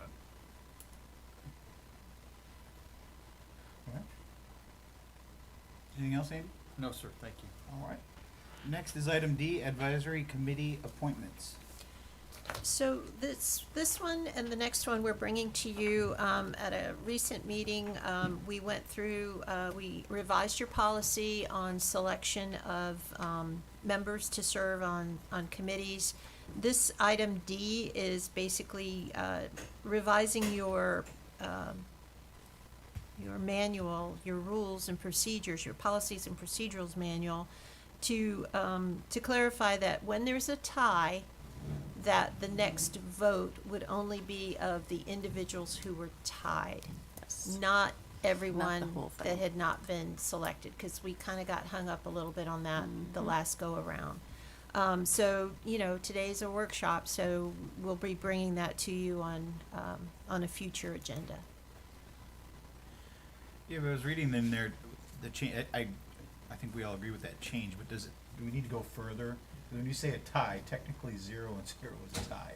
Yeah. So you must at least receive, because you could read it either way in there. You have to receive Okay. at least one vote. At Yeah. least one vote that results in a Okay. tie? Mm-hmm. Okay, No, it should be the people that are tied, not if Yeah, but somebody no, is, no, no, there's it two is. and two and somebody has one, the person with one is, Right, well, there wouldn't be a tie, right? If there's Right. two people at 2 and one at 1. My point was, if no one receives any votes, that's 0. well, okay, is so a still tie of 3, Yeah, a tie of 3. Yes. So anyone that has the same number in that tie, a tie vote Excluding among. 0, because if there's. Of If anyone there's who's- 0, you don't want them appointed, is what Right, I'm hearing you because say. what I'm saying Okay. is someone could say, well, 0 is still a tie, why am I not Correct. getting, why That's am a I good not, point. you know? Of any- Okay, Of I can anybody clarify receiving that. votes. And you have to receive at least one vote to. but you're still opening yourself up if just like with Murph, there was a whole gob of people applying, and then a number of people got one vote, but there were 2 people with 2 votes. I just want the closest to that threshold to be in the runoff, not everybody that gets Right. a vote. Right. You could turn yourself into a mathematical, Which we kind of got into, I Yeah, we think. did Right. with it could go Bork. on Yeah. forever. We did Right. with So I don't know Right. how to word that, but I think that, That's the you would agree intent. that Yeah, it would would be the highest of the, Yeah. if you had 2 people at 0, 2 at 1, and 2 at 2, you would move forward with the two. the at 2 2 at at 2. 2, right, right. However, you have to make that word. Right, but if everybody That got makes sense. 0, then we would go out and try to solicit perhaps more applications. Yeah. All right, I'll play with that wording, and then I'll bring it back to you at a future meeting, and you can take action upon the resolution. God, it So- would've been so complicated. Okay, so your next, go ahead, Okay, Mayor. we're good Sorry. there? Yeah. Next is advisory about- committees, item E. Qualifications. Is this you, Nancy? Yes, this is. So this one is basically at that same meeting. There was a little bit of questions raised regarding what the qualifications were, and it was based on a recent amendment that you had made to your code of ordinance, or yes, to your code, that really broadened the ability of individuals to be considered as eligible for appointment. And that language appears on page 105 of your packet. And it basically reads, individuals with specialized experience or knowledge, individuals who have shown interest in the subject matter, or individuals who have a Fort Myers postal code. So we wanted to bring it back to this meeting to make sure that we got that right. And if you wanted to change that, we'll bring it back to another meeting at a first reading so you can change your ordinance. right, with the exception of what, the LPA and the audit committee, right, were the only two Correct. that they had to be registered. Correct, correct. And Amy just reminded me as well, another issue that has come up that we would like some guidance on is how many committees can they serve on? Because if it's two, we have to ask you if you're willing to allow them to have a waiver. But if it's three, do you still want us to bring that? I think three's just too many. I do too, I think two max. I think two max. Mm-hmm. I'm okay Yeah, with that. I love the passion of any individual that wants to be on all these committees, but I think they two Share the wealth. share the wealth a little bit and the knowledge. Okay, so that helps on that issue, but the first issue as far as, the qualifications, did you want any type of change there that we could bring back, or? Here's my heartburn around this, is these are town committees, and now we have individuals on there that are not that don't fall into those categories. They're a special category on their own because of their knowledge or their experience. There's nothing to say that the committee can't bring in an expert to talk about issues that come up, but these are town committees, and that kind of bothers me, that we've now left off people that were town residents or qualified otherwise because someone who doesn't live here has some specialized experience or knowledge. So John, where would you draw the line? Just on the island or 33931? Because a lot of people that live close by are, as the town is, the town's prosperity translates to their prosperity. I'm not against that, Scott. That's why I Okay. advocated including the 33931 zip code. Okay, that was my question. Yeah. Not, No, we can go all the way up to. This specifically deals with people that are experienced or knowledgeable that are now on a committee and have served in the past. I've got nothing against these people, but now it's a town committee. We've not allowed somebody that wanted to be a part of it because this person was picked because of their knowledge or experience. So, I guess my question is, there's still quite a number of, I don't know how many people on the committees are displaced. I know but do we penalize somebody for their house being destroyed in Ian and they haven't gotten back to the island yet, or? They're still property owners. So, For the as long most as they're part. property owners, Yeah. it's okay. Yeah. Okay. Or, Gotcha. do we go back to the original premise that I think we had with, a nod is given to if you are a resident of the town or you own property in the town, that kind of thing, over someone who is not, if all things are equal, if their experience is equal, if their knowledge is equal, if that kind of thing, do we give special credence to someone who actually lives on the island? I'm trying to understand the crux of your angst here, John. Is it because of the wording, the way it says specialized? Because the second line after that then says no specific That's experience what requirements. allowed an individual who doesn't live here to be on a committee. They don't reside here, they're not a property owner, they're not a voter. So they're now on a committee that has bumped other individuals that live here because of their knowledge or experience, is what I'm trying to say. To me, and we heard it from Ms. Kane, I believe that's her name, that the original MRF committee did allow those individuals to be a part of that. I know in talking to Bill Perry too, that he was part of the original MRF committee. He doesn't live here, but his expertise was used. Do we bump people because of that, or are these experts that can be brought in to discuss whatever issue they need? Or do we have a separate category that this person could be almost like a liaison because of their experience or knowledge? That's just what bothers me because it's a town committee, I think. Does that clear it up for you? Or? Yeah, I mean, I guess where I see it is every council's gonna be different, right? When they appoint people and they're gonna have different criteria. Like who I choose to vote for on a committee might be different than what you choose to vote for. And I agree with that, but I like what Karen's saying about if you property owner, you live on the island, you should get preferential treatment to be on the committee. we didn't do that. But we can't. And that's what I'm trying to advocate for. Yeah. You don't have any pushback from me on that. I think it's important if you live on the island and just because you don't have experience in any specific subject doesn't necessarily mean you can't learn it, right? And I agree. You have any issues with that, Scott? No, I see your point, John. Thank you. I think we should just keep still 33931. Yeah, I think that's No, what it's in there, said. yeah. Okay, so I need a little clarification. So some of these, some of these criteria is really, very important to Amy, because when she gets an application, she's gonna say, can she check one of these boxes? But then at that point, all the names get brought to you if she's able to check the box. And then at that point, then you could say preference, and then maybe in your decision-making process, you just kind of put these at the top and these at the bottom, because these have the addresses in Fort Myers Beach, and these don't. Would that work? I think it makes sense to me. How you list them out on the ballot is residents. What would you prefer, Amy? I'll do it however you guys tell me to do it. Usually I put them on in just alphabetical order, so there's no, I put this one above that person or anything like that, so.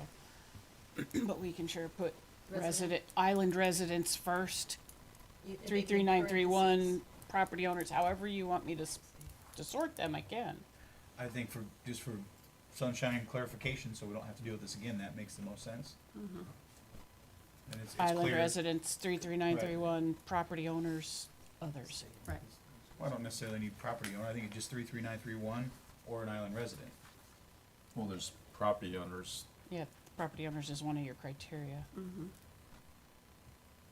Yeah, voter. Because again, people are displaced and property or owner. somebody has a And it's business. not- I see, yeah. It's or, it's not and, Right. it's or.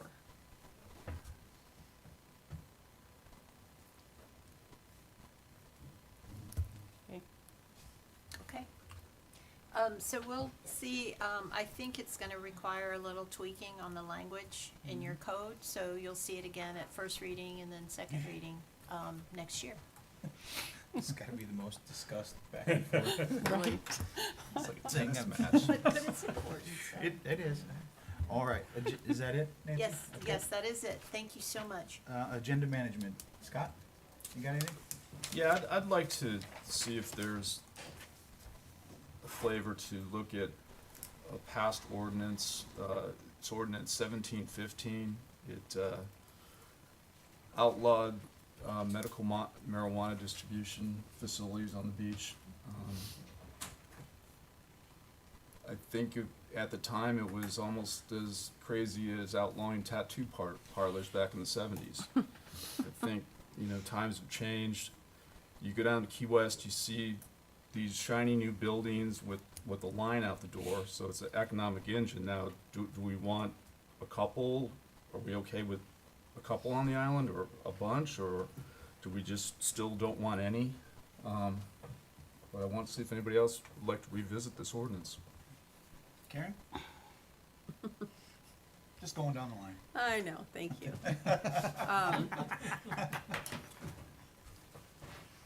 I know medical marijuana is legal. People get prescriptions for it. With the right documentation and that kind of thing, what I don't want to see is a food truck, if you will, or a mobile. I didn't see anything about a I know, weed wagon. I know. I don't wanna see a mobile medical marijuana. If they wanna invest in the community and do it right and go through the proper licensing and everything or permitting, I have no problem with that. I don't wanna see mobile just pulling up and having a spot. Jim?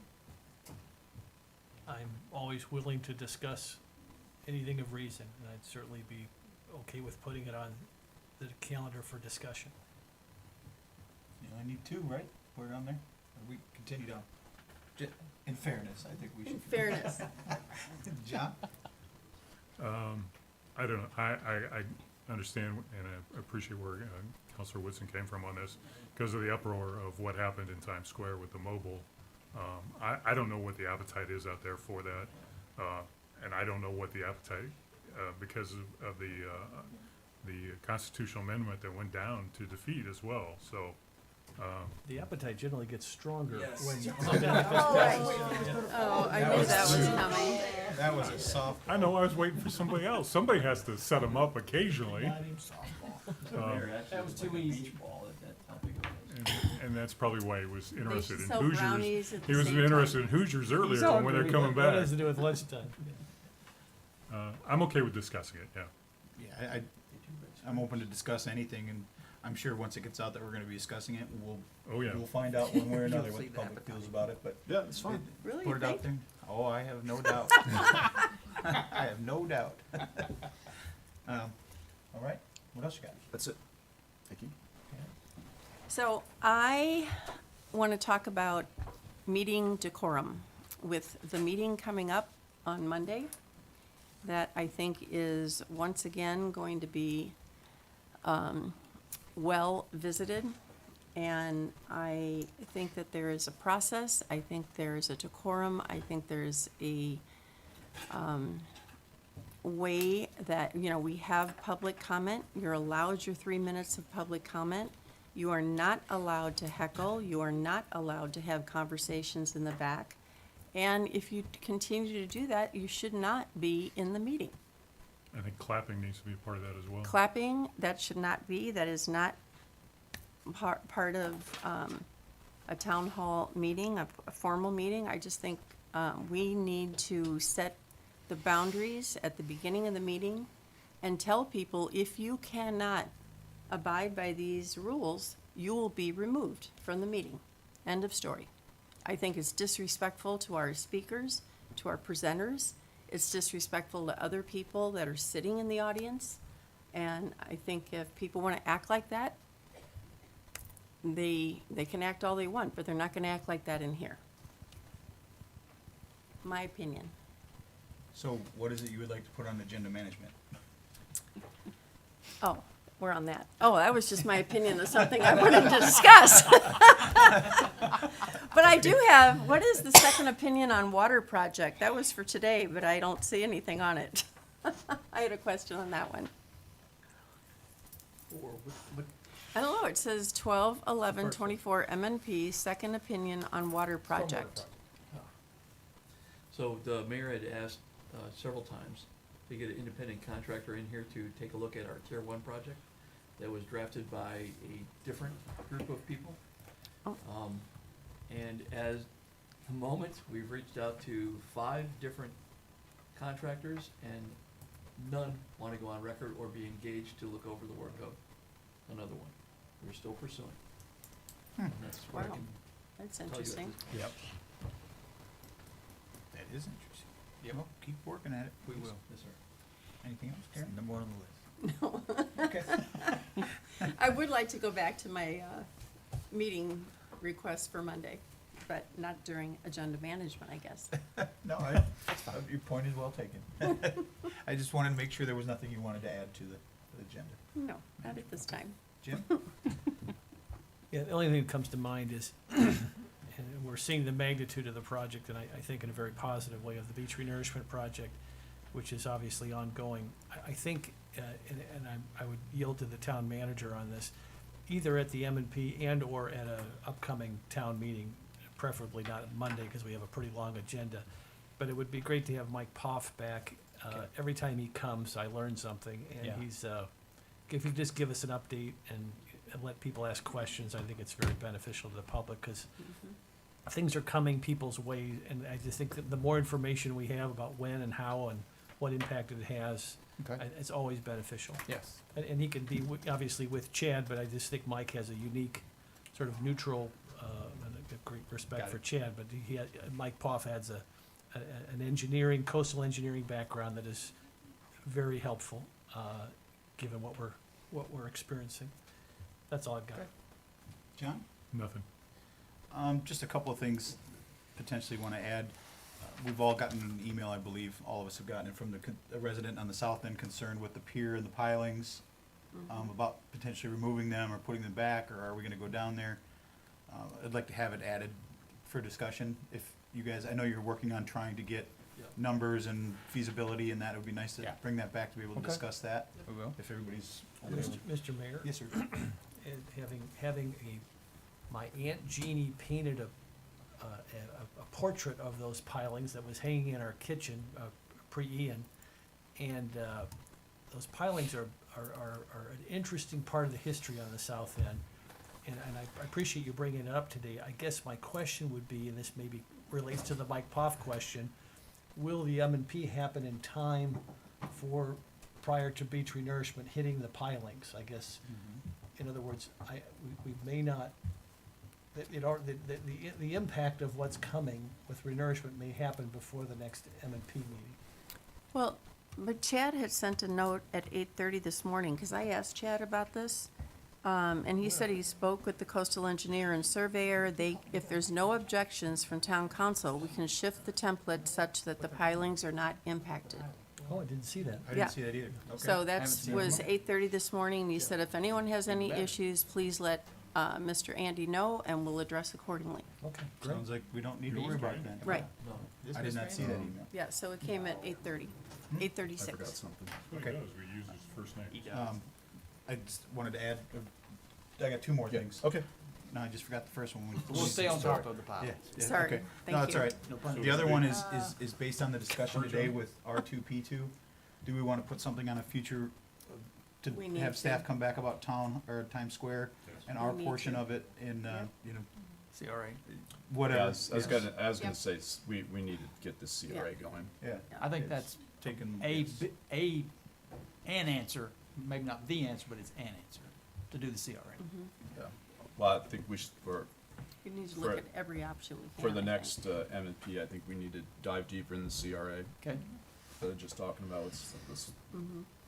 No, I agree, but I Yep. think that Times Square is the main. Correct, is- yes. is- Right. And whether they need to be separate issues, I don't know, but. Well, you know, the other thing we can talk about is, do we have different, multiple CRAs? That was discussions that were had, I We think that can. makes the Yeah. most sense, and I have already talked to, well, majority of the county commissioners would be in favor of the discussion. They did suggest looking at what they did with Benita and their TIF, how Yes. they set it up as a little bit different. Okay. I don't know if that was I'm a not familiar. strong suggestion, or if it was, but they did direct us to look at that, at least one of the commissioners did.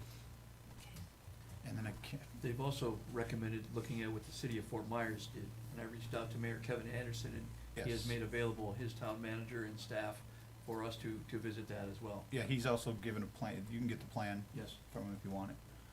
And I can't remember what the other one was. Oh, the other one was, at the meeting, I had brought up discussion about, having a conversation with one of the developers that's coming before us, that had an idea about our Times Square property, or Town Hall property. Hall. About how can we, and I'm sure it's been done in the past, Judith, you probably would know more about this, where municipalities have a land that they own, that they could entice developers to come in to do a public-private partnership. Yep. To get some of the things that are important as far as retail that's affordable for the small businesses or the essential services. I'd like to have that added to a management agenda to discuss or bring forward some recommendations of what have been done in other areas and how the town could do it. We have a piece of property that we own that's significant size that we could potentially do something really good with, but it'd be nice to have a discussion about it, if there's no I objection. like it. that's a good idea, actually. That's all I have. I Scott, think did you that's have anything? particularly, No, just, CRAs. yeah, I was just gonna say that's particularly prescient, given the fact that the fire department has decided to take the frontage of their property, because originally that was gonna be, they were gonna Correct. sell that and have that be retail. And so that makes this concept even Good more timing. appropriate, yeah. Good timing. Well, with, I don't know if it's for sale or not, but the old Chapel by the Sea next to it, it could potentially be something that could work together. It will be for sale, Right. yeah. Okay, that's all I had. And you got something? Yeah, when you're ready. No, I'm done. Okay, good. We received, the legislative platform from the Florida League of Cities. I just got this morning, so I'll be distributing that. Also, That's not true, I gave it to you yesterday. did you? But I just got it this morning, Oh, well. so, sorry. I don't always open my mail. I emailed when you it send to all right of you. away. Well, I try. then that's not gonna look good on your next review, is it? Thank you. So the Florida House has released the new appropriations project funding request form for the 25 legislative session.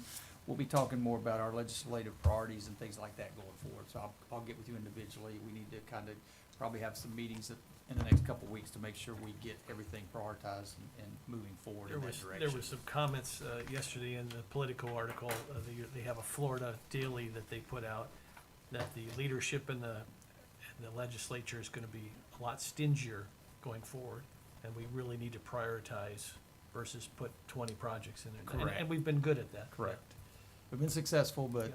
our success might not bode well in the future but we'll work on that. That's it, Mayor. We have to have that ready before the delegation meeting, I would assume. But when's the delegation meeting? I don't remember off the top of my head. But anyway, we should have that done sooner than later. meeting, January what? 6th. January 6th? The luncheon you're talking? No, Oh. where the delegation is down here and every Oh, yeah. municipality goes up Oh. before and it kind of lets you know what our priorities are. Essentially what he's talking about. Yeah, they want it by Thursday, January 9th is what that request is. Okay, so we've got some work to do in a short amount of time. Really short amount of time, as usual. Okay. That's all, Mayor. Nancy, you have anything? No, sir. Okay. John? Move to adjourn. Hey, whoop, Oh, yep. Not yet. can I? You wanna withdraw that? No. There's been no But I don't- second. So, obviously, the building has been, per seven of you now, again, as I told you, the proud owners of a 7-Eleven, former 7-Eleven convenience store property, so you can direct me on what to do if we wanna open up our own Slurpee machines or I was what. gonna say, was there one in there, or? We haven't got in yet because the key hasn't come, but we're going to get in there today and see. It's empty, but, we'll be taking the building down. We'll be coming before you really soon about the parking lot, the things we're gonna do there. So we're really moving forward as quickly as we can on that building to get relocated as soon as we can. So just a little update. Can you give everybody's noticing the building as they drive by? Can you give a painting update? Is the second coat already been applied? The majority of the second coat has been applied. I think they took a break today just because of the You're weather fast. that's coming in later today, and the moisture that's in the air, and a little bit of wind, but it seems to be, pretty much, completed with the trim work. Obviously, the elevators are a big thing. We're working on the elevator, But contractor. the white trim has been painted as well. It will be. If it's not, it will be, yes. Most of it has, but there will be white trim painted, but I think they took a little break today because of the weather. But that's 2 coats as well for the white as well, the white trim? I'm imagining so, Yeah. yes. So that, Yeah, okay. because it was they painted over blue when they were spraying, so they have to come back. So it will be, yes, as many as it takes. Also, furniture's being put together, all the final touch-ups on the second and third floor are being handled, and then we'll be working really diligently on, subcontracting the first floor so we can get that finished. And somebody asked me the other day, how many parking spots is on the existing? On the Town existing hall is property. 24, I believe is the number, or 26, What and do we we- should add another 50 at least on the other. That was the question. We So are 50 going to have all of our proper parking. So 50 additional. Should in be at addition least, to the at least 24. 50. Yeah, okay, all right, thank you. That's all, sorry. I will second John's motion. Good. Any objection? We are adjourned at 11:04.